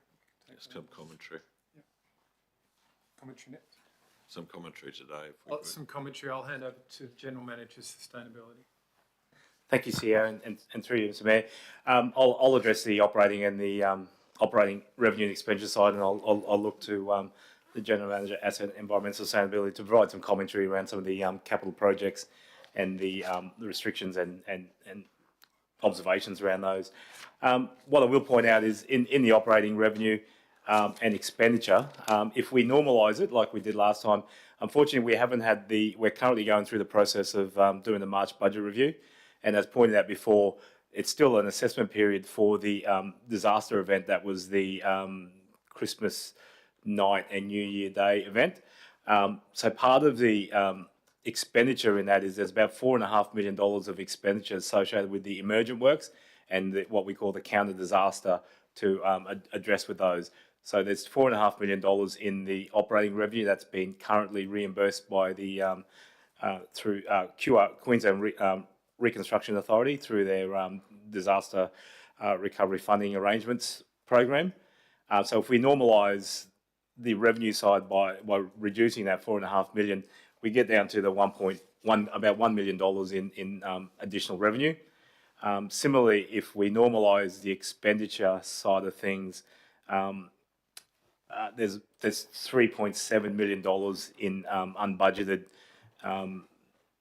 expenditure for the emergent works along with the counter disaster operations. So if I normalise, even though the operating expenditure is actually showing that we've spent $1.195 million more than what we budgeted, if I take that emergent disaster management expenditure out, we're actually $2.5 million underspent in there. So accordingly, instead of the surplus of $4.3 million, there's actually a surplus of $3.6 million associated with that. And that's some of the rationales in that is, again, that $1 million in operating revenue. We're seeing continued activity associated with, especially on the fees and charges, with development, Lake Mulgra and plumbing certification. We're seeing a positive impact with the interest with our cash at investments in there. So we're seeing around $250,000 more than anticipated. And we're seeing recovered works, notably that the additional recovered works is offset by the subsequent expenditure. With the underspends, we're still seeing, with the, I think from memory, there's about 60 positions that are vacant. We're still seeing some underspends with our labour side of things. We are seeing some light at the end of the tunnel with recruiting some of those vacant positions. So there's a righting of some of that. There's a correcting of some of those issues. We are looking at, associated with the March budget review, some further reviews in terms of those works. So we will see some correctedness in that operating expenditure through the March budget review.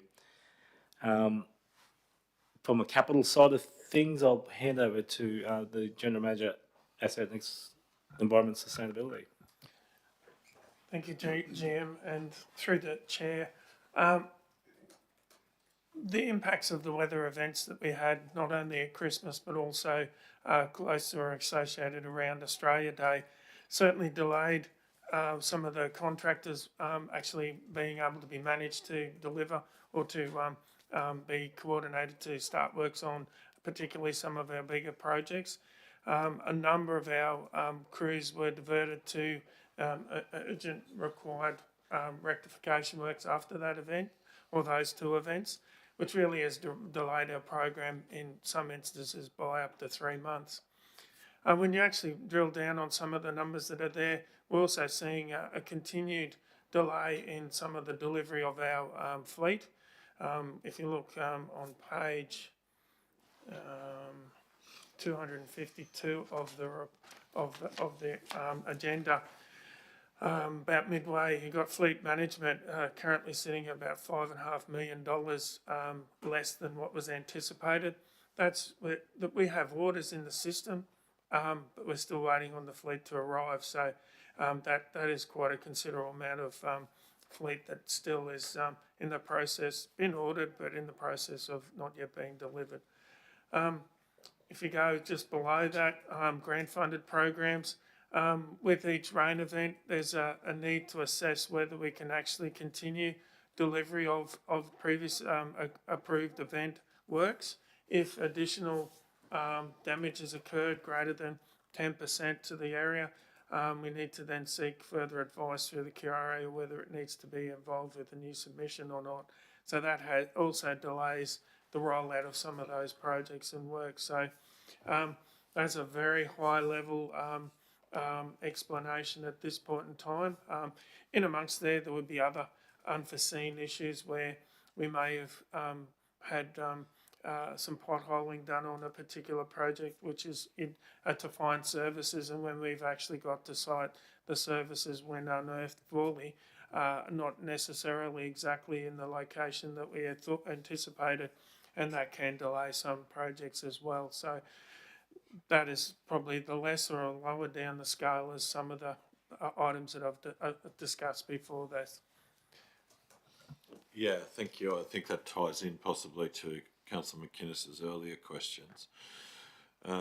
There is some explanation there, but I guess one burning question is going forward, and I know crystal balls are difficult things to talk to, but there's going to be an impact as we come into the last 2 months of the trading year, and then how that will impact on, potentially impact on the budget and the new year and the expectation of delivery as we run into the 30th of June. Through the CEO, please, for an explanation.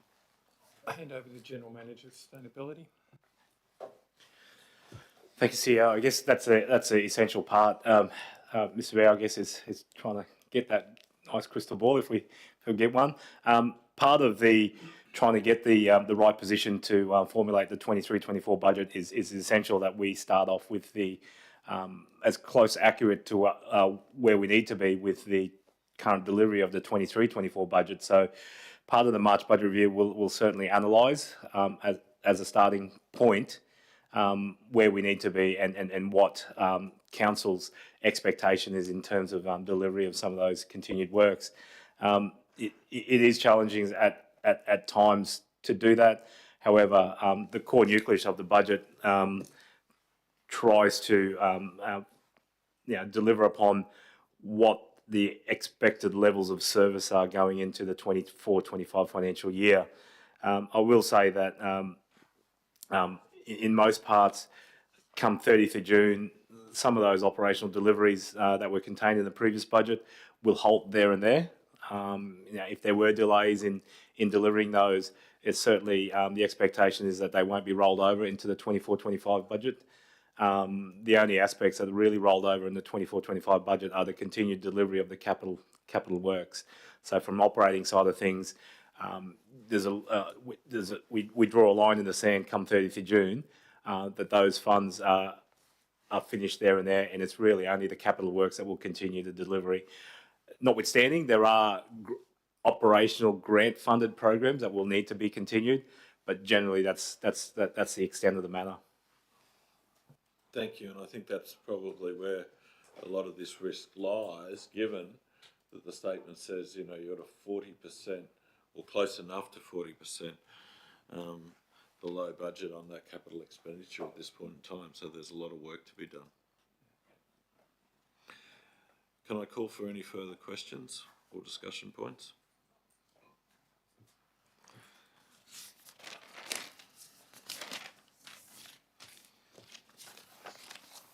Is anyone wishing to speak against the motion?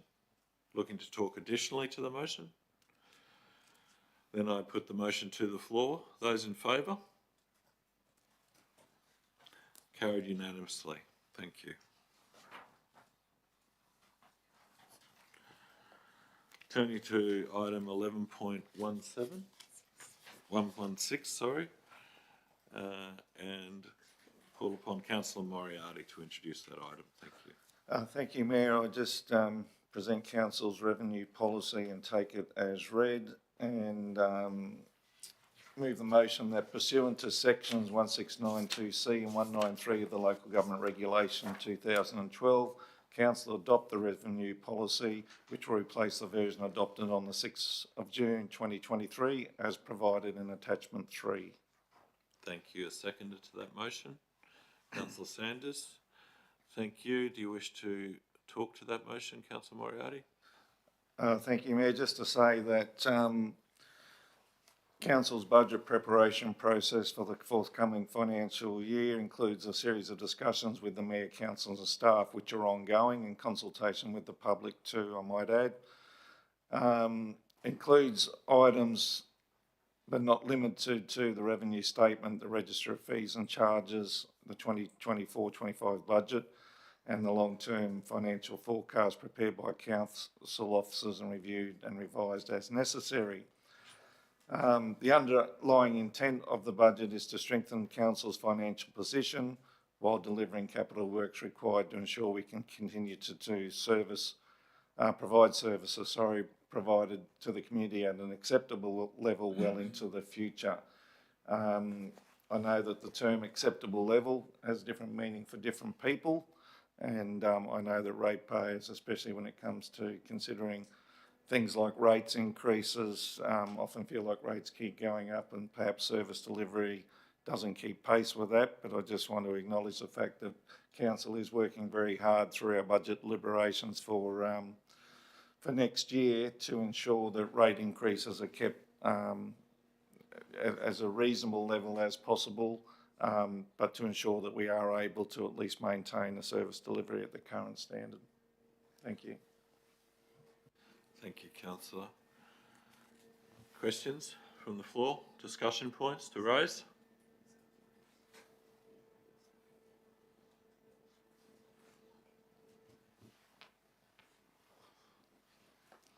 A lot more to come as we go forward in terms of the budget process at this point in time. Anyone wishing to talk against the motion? Councillor Moriarty, do you want to speak, or anyone wish to speak additionally? No, thank you. Then I put it to the floor. Those in favour? Unanimous. Motion carried. Now we move to item 11.17. And I call upon Councillor Sanders to introduce this item, please. Thank you, Mr. Mayor. I introduce report 11.17, Register of Fees and Charges for 2024-2025.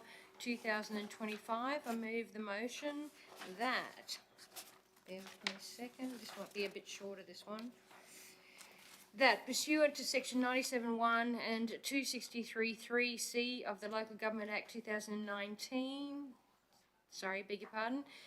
of the Act 2009, Council adopt the 2024 to 2025 Register of Fees and Charges contained at Attachment 1. Do you have a seconder for the motion? Councillor Moriarty, thank you.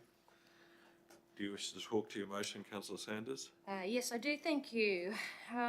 Council attempts to cover costs for charging fees for services and thereby reducing the rate impacts on residents. The Register of Fees and Charges is a significant source of funding towards Council's budget, and I have moved that the Register of Fees and Charges be adopted. Thank you. Open it up to questions for discussion. Councillor Moriarty. Just to acknowledge, Mayor, that cost recovery is the general rule applied to fees and charges, and it's not profit making on Council's behalf, and to that end, we do endeavour to keep those increases at a reasonable level. Thank you, Councillor. And I guess also to be noted that as conditions in any of those fees and charges change through activity in a particular sector or focus, that they can be reviewed by this council at any point in time, not just simply today. Thank you. Any further questions or discussion points? Anyone wish to talk against the motion? Anyone speak additionally? Then I put it to the floor in those in favour. Again, carried unanimously. Thank you.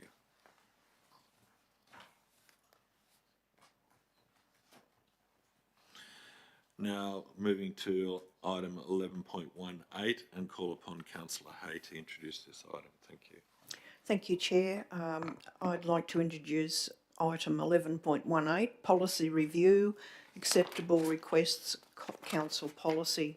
And by way of background, I'd just like to add a short explanation that in 2023, between January and June, the state government appointed a governance advisor who, as part of his review, did review the council's acceptable request policy and procedure and provided feedback or recommendations for inclusion in future versions. It was identified that without a clear policy position on the administrative support provided to councillors, there was at times an inconsistent view of what was covered by administrative support duties and or acceptable requests made by councillors. So to alleviate any possible misinterpretations, at the Council's ordinary meeting of the 4th of July 2023, Council adopted the Council policy, Council administrative support. As part of the current item, councillors and the CEO and governance have reviewed the current policy to determine whether there were any changes required, and I don't believe that anything came out of that consultation, and the conclusion was that whilst we have the opportunity to review and amend this guideline, it's not necessary at this time. So my motion is that Council adopt the Council Policy Acceptable Request Guidelines as it currently stands. Thank you. A seconder for the motion. Councillor McInnes, do you wish to talk to your motion, Councillor Hay? No, thank you, Mayor. It's self-explanatory. There are no changes proposed, and I think the governance assurance, state government assurance person did an excellent job in putting us on the right path. Thank you. Thank you. Open it to the floor for questions or discussion, comment. Just very quickly, I'll make a point about this. I've seen this policy in variations in the past, and I think it was some policies that have been noted by this council down through the years have been far removed from what the legislation had in place. I think this is an exceptionally important policy for the members of this chamber in terms of accessing information regarding this council and how it operates, and that the changes that took place, or the adoption that took place on the 4th of July 2023 was a very good move by this council, and I'm glad to see that the guidelines that are standing in place today closely relate to what the legislation states, that allows councillors a timely access to information and understanding of how this council is run. Thank you. Anyone wishing to talk against the motion? Anyone wish to talk additionally? I put it to the floor. Those in favour? Carried unanimously. Thank you.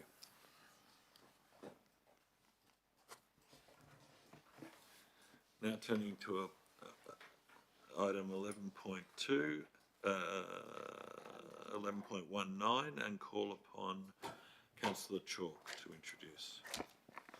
Thank you, Mr. Mayor. It's my pleasure to introduce this item, 11.19, amendment to council portfolio policy and appointment of councillors. I'll take the report as read, and I'll summarise just briefly. The first thing we're trying to do today is update the council portfolio policy, where the main change has been to remove the process to appoint of councillors to the portfolios within the policy itself, And the second is the process by resolution of appointing councillors to the respective portfolios and define the terms of the appointment. So I'll move the motion that one, that council adopt the amendment. Sorry. I'll move that council, number one, adopt the amended council policy, councillor portfolios identified as attachment 3 in the report, and 2, appoint Councillor Amanda Hay to the Parks, Gardens and Open Space portfolio, and Councillor Kerry Cryer to the Community Arts and Culture portfolio, and Councillor Duncan McGuinness to the Transport Infrastructure portfolio, and Councillor Jennifer Sanders to the Tourism and Regional Events portfolio, and Councillor Stephen Moriarty to the Sport and Recreation portfolio, and Councillor Marshall Chalk to the Biodiversity and Agribusiness portfolio. And 3, that council appointments to the nominated council law portfolios, remain in place for the term of council. Thank you, Councillor. Seconder for the motion. Councillor Hay, thank you very much. Councillor Chalk, would you like to talk to your motion? Yeah, thank you, Mr. Mayor. In 2023, the previous council brought the portfolio system in.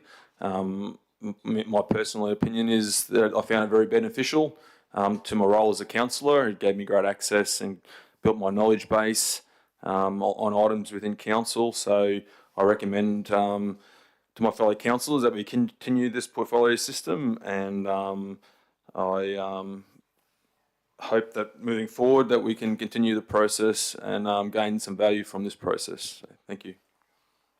Thank you, Councillor. Anyone wishing to talk against the motion? Sorry, before we go there, can we get any questions from the floor or discussion points wish to be raised? We have seconded? Have we? We have seconded. It was you that did it, Councillor Hay. Don't worry, I fully appreciate where you're coming from. I find that on the odd occasion myself. Please, questions from the floor. Discussion points, Councillor Moriarty, to you. Just a comment, Mayor, if I may. Just want to endorse the comments made by Councillor Chalk. While each of the councillors' primary role is to look after issues and constituents in their own division, being divisional councillors, there certainly could be, or not, I shouldn't say could be, there certainly are some benefits for all the different areas listed in the portfolios to have one councillor with oversight and that, while working together with all the other councillors as well, but to have one point of contact and one expert, I guess, for want of a better term, in each of those areas, or with an in-depth knowledge in each of those areas and the ability to contribute would certainly be beneficial. Thank you, Councillor. Any further questions or comments? Councillor Sanders? It's just, I find it really interesting that lots of people's skills and knowledge areas seem to totally relate really well to these portfolios. I'm really looking forward to tourism and regional events. It sounds fantastic as a portfolio. So I'm just hoping that over the next 4 years that I can really work in that area and gain lots of knowledge. And I'm sure the other councillors feel exactly the same way with their areas. Thank you, Councillor. Anything further? Anyone wish to talk against the motion? Anyone additionally? I put it to the floor for those in favour. Motion carried unanimously. Thank you. Now turn to item 11.2 and call upon Amanda Hay Councillor Hay, my apologies, to introduce this item. Thank you, Chair. I would like to introduce item 11.20, Internal Audit Policy and Internal Audit Charter.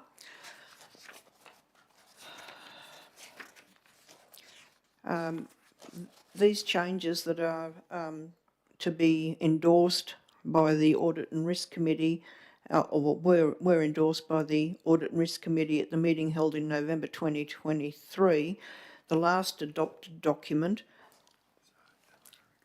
and a clean copy have been included for each document under review, and you'll note that there are actually 6 attachments to this item. I take the report as read, and I move the motion that in 2 parts, that 1, Council adopt the internal audit council policy, and 2, Council note the internal audit charter corporate procedure. Thank you. My apologies. Thank you. Seconder? Councillor Chalk? Thank you. Do you wish to talk to your motion, Councillor Hay? No, as a member of the internal audit committee, I'm across the contents of these reports and policies, and I think if they're read, they're very self-explanatory, and there are no surprises. Thank you. Thank you. Call upon questions from the floor. Points of discussion. Then anyone wish to talk against the motion? Talk additionally? I put it to the floor. Those in favour? Unanimous. Motion carried. Thank you. Turn to item 11.21, and again, Councillor Hay to introduce that item, please.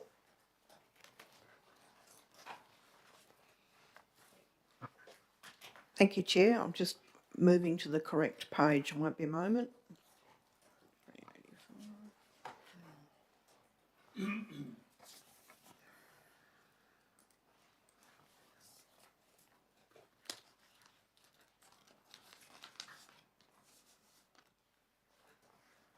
I'd like to introduce item 11.21, Audit and Risk Committee Policy and Terms of Reference. This item also contains 6 attachments, and I take the report as read. The recommendation is that Council adopt the Audit and Risk Committee Council Policy, and 2, Council adopt the Audit and Risk Committee Terms of Reference. The Audit and Risk Committee Terms of Reference were last amended... Sorry, that's the motion? Yes, sorry. Thank you. Seek a seconder. Thank you, Councillor Sanders. Would you like to talk to your motion? Thank you, Chair. The Audit and Risk Committee Terms of Reference was last amended at the post-election meeting held on the 5th of April 2024, and the Audit and Risk Committee and Policy and Audit and Risk Committee Terms of Reference were previously amended at the ordinary meeting held on the 19th of July 2022. The Audit and Risk Committee is governed by 2 documents, the Audit and Risk Committee Council Policy and the Audit and Risk Committee Terms of Reference. I think the report is self-explanatory, and I support the motion. Thank you. Thank you. Open up to questions to the floor. Councillor Sanders. I just wanted to add a couple little comments. The Audit and Risk Committee is a vital part of the organisation, in that there's reviews of policies, procedures, the workings of council. It's quite a substantial role on the Audit and Risk Committee, as Councillor Hay would attest. And I totally support that we need reviewing the committee policy and the terms of reference. This continues to be a role that will take lots of time and always very interesting. Thank you, Councillor. Any further questions, discussion? Anyone wishing to talk against the motion? Anyone looking to talk additionally? Then I'll put it to the floor. Those in favour? Again, carried unanimously. Thank you. That now brings us to confidential matters. And at this juncture, I'm just going to suspend orders for the purpose of... Sorry, one moment. We need to indicate these are the minutes that have been so. First. Yeah, and then we have someone move us into confidential. One of the councillors. But I want to swap them around. No, so. we'll do that once we get into confidential. Okay. All right, so we're going to apparently, my apologies, we're going to move into confidential matters now to consider items 12.1 and 12.2. And I'll read them out. 12.1, disposal of surplus property at 122 Long Road, Tamborine Mountain. Going to closed session under section 275(1)(e) and H. And item 12.2, procurement exception for the disaster recovery funding arrangements, project management services, closed under section 254J3C and G.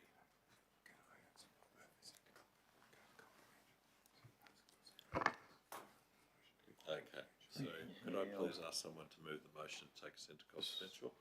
Mayor, before you do that, I would like to flag, as I had earlier, that I have a Conflict of interest? conflict of interest for 12.2, see, and I think that should be done in a public forum. And my perceived conflict of interest is that I'm friends with the previous owner of the business we're talking about, and whose son-in-law now owns that business, is the current owner of that business. So I, for transparency purposes, I will leave the chamber during discussions and voting on that matter. We've already identified these conflicts of interest at the beginning of the meeting. You want to identify them one more time, that's fine. Any other conflicts of interest? Yes, Chair, as previously identified at item 6, I have a perceived conflict of interest in item 12.1, disposal of surplus property at 122 Long Road, Tamborine Mountain. On the 13th of March 2023, a person and her husband made a donation greater than $500 towards my legal costs associated with the adverse decision re the 1-11 Eagles Retreat Place Planning and Environment Court appeal.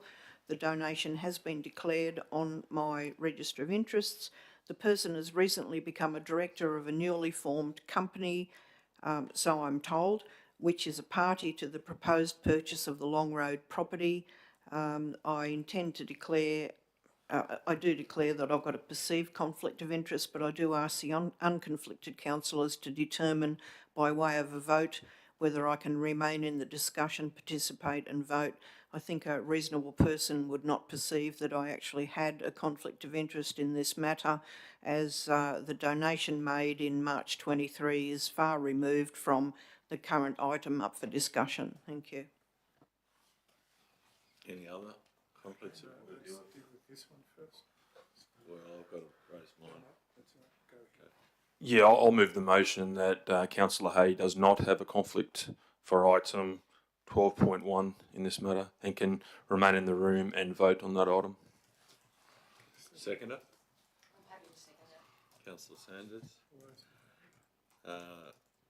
Put that to the floor. Those in favour? Can I have discussion with all due respect to council? Sorry? Fair enough. I think she has got a conflict here, and it's the fact that someone has given her money, no matter how long it might be away, but that's just purely my personal opinion. I know in her heart of hearts she doesn't believe she's got it, but I see it a different way, and I think I'm entitled to express that opinion here. Absolutely, thank you, and apologies for that, councillor. Any other points to raise in way of a question or discussion? I'd just like to comment, Mayor. I tend to agree with Councillor McInnes's perception, just due to the sum of money involved and the public perception that, you know, there potentially could be a conflict of interest. I'm leaning that way as well. Anyone further? Councillor Sanders? I always err on the side of caution, and I always believe it's better off to remove oneself, but to keep themselves safe. But I will leave it to the meeting to discuss further.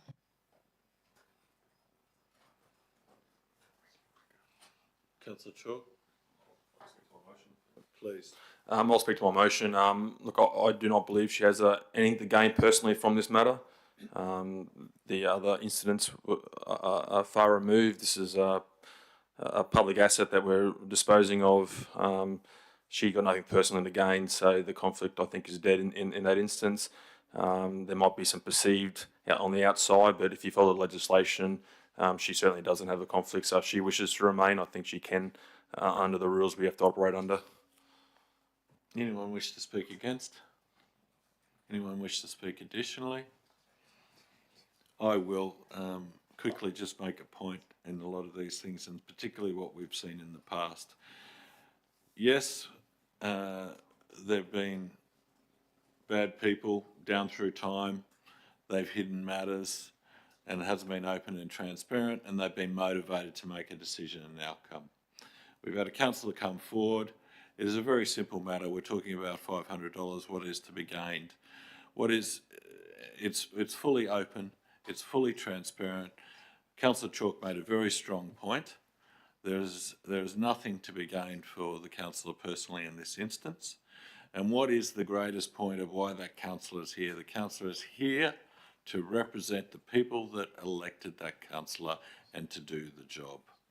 And I think it is time that people start being more mature about these situations and realise what the job is at hand, particularly when there is an open, transparent and declared situation.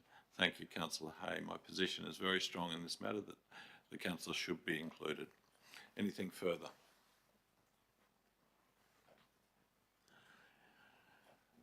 I'll then put it to the vote. Those in favour of the motion. Those to stay. Those in and vote. Again, those in favour of the motion stay and vote. You've noted. Those against? And a call for a division. Motion is carried. Thank you. Need to get them to go around the table. You need to read out the division. You want me to read them? Division. Those four were Division 2, Division 4, Division 5, and Mayor. Those against? Councillor Division. Division 1 voted for. No. You abstained. Okay. And sorry, my mistake. And those against were Division 3 and Division 6. All right. There's nothing further in declarables. You need to declare yours again. I need to declare mine again, yes, thank you. So I'm declaring conflict of interest in relation to matter 12.2 as cited at the beginning of the meeting, whereby during the election campaign for the 2024 local government election, I had an altercation with the former founder of the company in question today. Thank you. And will abstain from participating in the debate and also the voting. Now, could we have someone move these matters into confidential? Councillor Sanders seconded. Councillor Chalk. Any questions, discussion? Sorry? Okay, you want to have a break for 5 minutes while we move into confidential? Put that motion to the floor. 4. Motion carried unanimously. And at the same time, when we move into confidential, there will be a 5-minute convenience break. Thank you.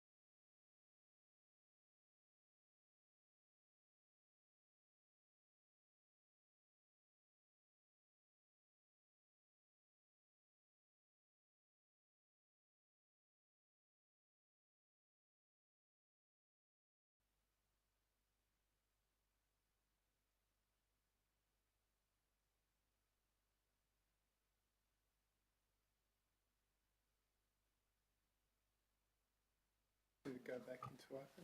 Are you right, Mark? Yes. Welcome back, and could I please, someone put forward a motion to put the meeting back into open? Councillor Sanders seconded. Councillor Moriarty, thank you. No questions, discussion. I put it to the vote. Those in favour? Carried unanimously, thank you. All right, could we now enter, call upon someone to introduce item 12.1? Can we seek someone to act as a chair in item 12.2? Well, we'll need to suspend standing orders to do that. We're not following we made the decision. All right. Well, I seek a chair for item 12.2. I'll nominate councillor Chalk, Mayor.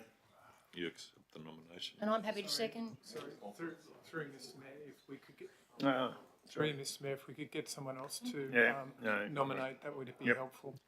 I would like to nominate, I was going to say McGuinness, but no, councillor Chalk to be the chair in the closed item. Seconded, councillor Cry. Does councillor Chalk accept the nomination? He does. Yes. And I'm happy to move that we go into closed session. Well, no, let's do one, No. one at a time. Those in favour? Carried unanimously. Now you have someone resolved to move back into confidential. All right. So can we now have someone move to resolve that we go back into confidential? Councillor Sanders. Seconded. Councillor Moriarty. Put it to the floor. We vote for. Carried unanimously. Thank you.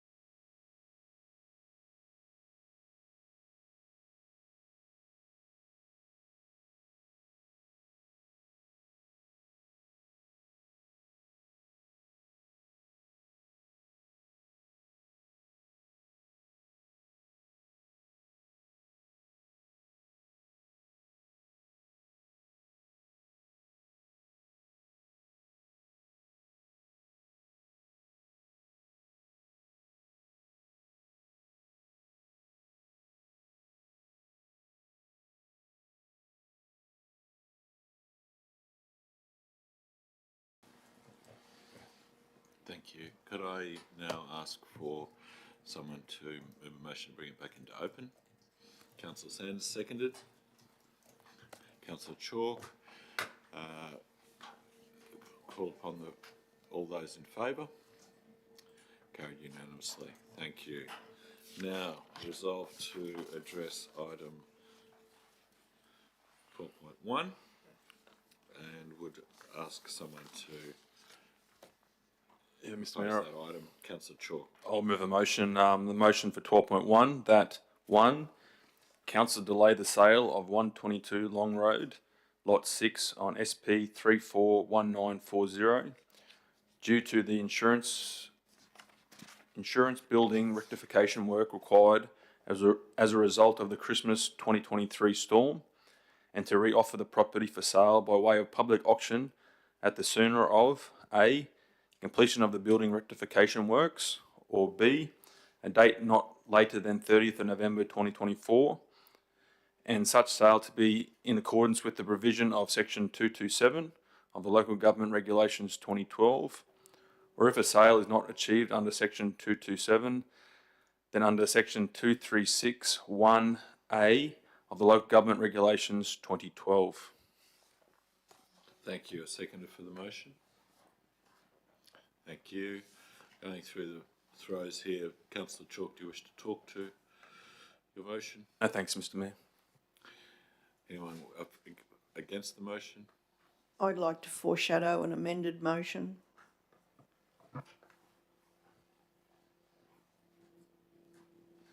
All right. Should this one fail? No, instead of. Bring that forward, please. Right. I would like to change the motion to remove paragraph 1A and leave the motion and remove the words at the sooner of. I believe that we could meet the requirements that we're trying to achieve by purely settling on 1B and leave it at a date not later than the 30th of November 2024.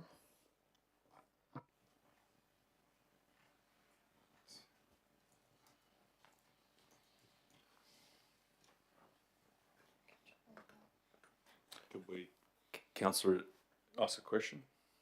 please? Is there a reason? Can you give a reason? Can we see the proposed amendment as well? No, We don't have a copy. copy and paste it, just remove A. I think Councillor Hayes has said it's as it stands, but just removing paragraph A, or item A.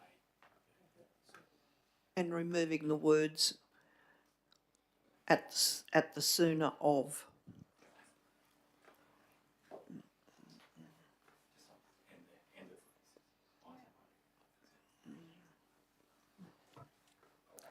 My reason for moving an amended motion is that the motion that we moved at the ordinary meeting where the auction was delayed previously, the reasons that were put forward at that time still hold, and if we go with the original motion, which is once the rectification works are completed, there's no surety of when that is, which leaves those who are currently interested parties uncertain as to how they're going to proceed. That's my only concern.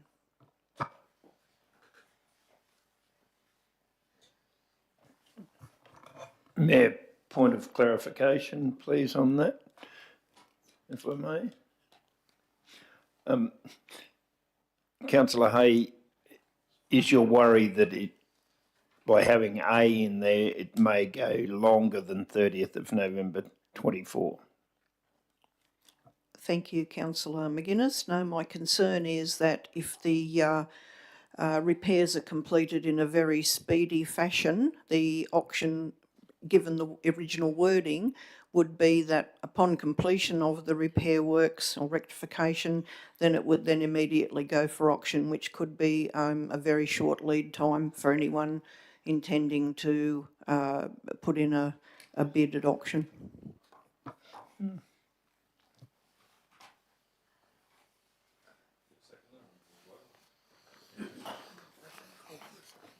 Sorry? For which motion? Yeah, but does the original motion accepted? Original motion stands, she's asked for an amendment. No, I think we should vote on the amendment separately. Okay, call for a seconder of the amendment. Councillor McInnes. Do you wish to talk to your motion, Councillor Hay? No, thank you, Chair. I think it's all been said.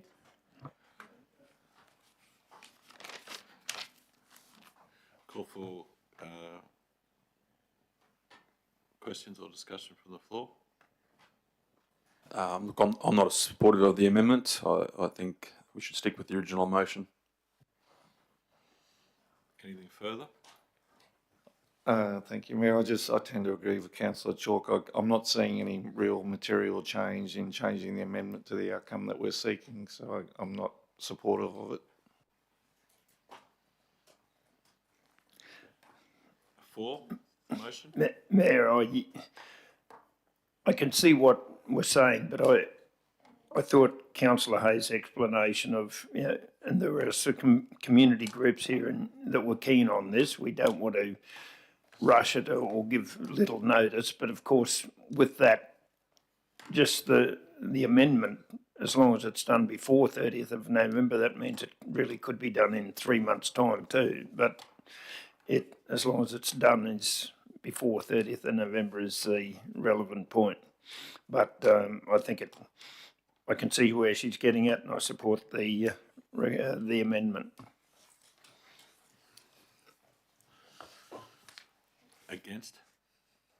Can I ask a question? Certainly. Does that allow for it to actually not be repaired by saying this at all? I don't believe so.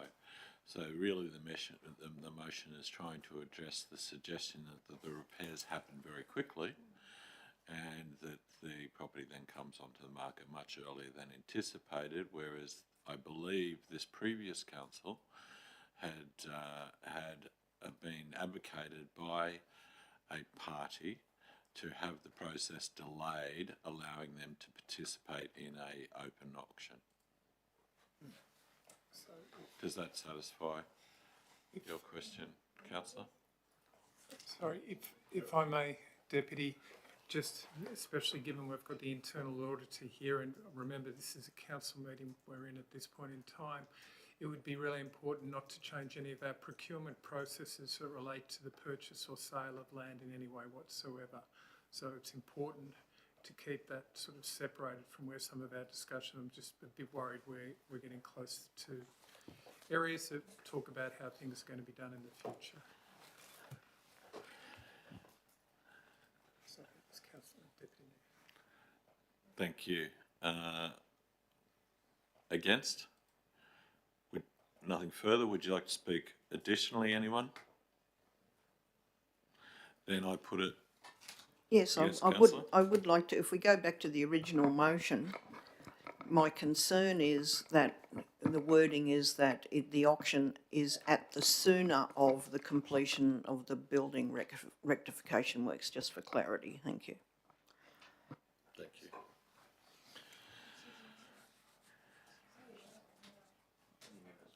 I'm going to put the motion to the floor. The amended motion to the floor. Those voting in favour? Those voting against? Motion defeated. Division, please. And call for a division. Those in favour were division 1 and 6. Against were division 2, 3, 4, 5 and Mayor.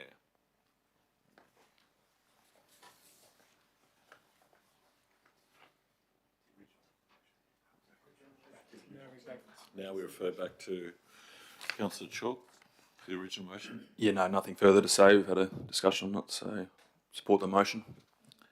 I call for a seconder. Councillor Moriarty. Would you like to talk to that motion? Anyone wishing to talk against the motion? Anyone wishing to talk additionally? Are there questions to be raised or discussion points? I'll put it to the floor. Those in favour? Those against? Call for division. In favour was Division 2, 3, 4, 5, 6 and Mayor. Against Division 1. Motion carried.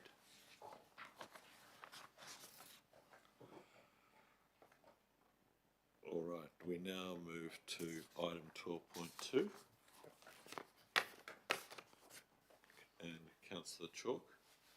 Thank you, Mr. Mayor. I'll ask the two conflicted councillors to vacate.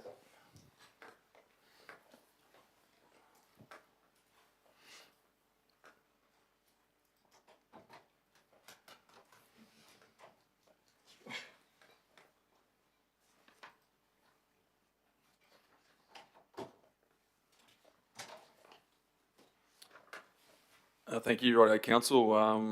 We'll go to item 12.2, procurement exception, disaster recovery funding arrangements, project management and services. I'll look to the floor for a motion. I can do it from the chair if you like. I'll move the motion that Council approve an amendment to the 2023-2024 budget in accordance with the details contained in the body of this report, and 2, Council approve a contract be established under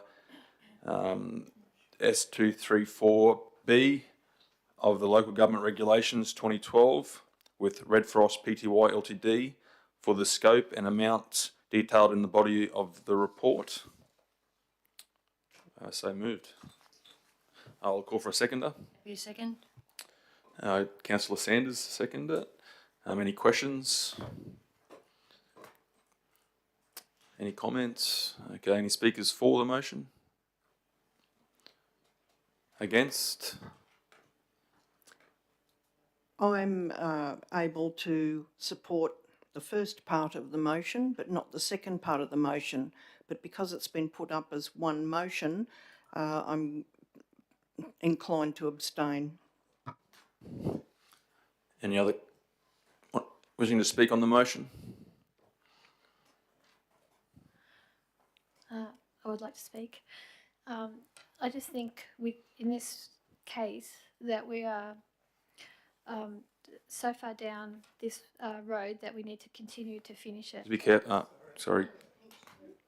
If I may just indicate, you need to, it's been presented in confidential, so we're really just dealing with the recommendation that comes out.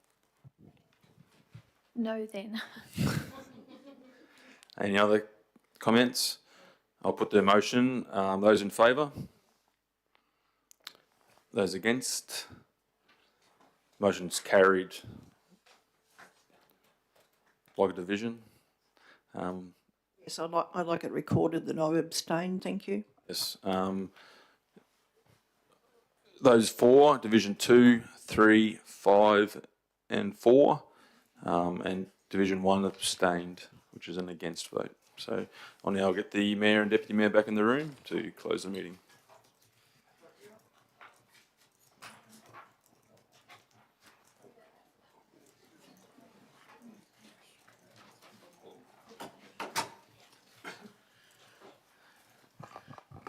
Thank you, members. Thank you to the gallery, and I now declare the meeting closed at 11:39 a.m. Thank you.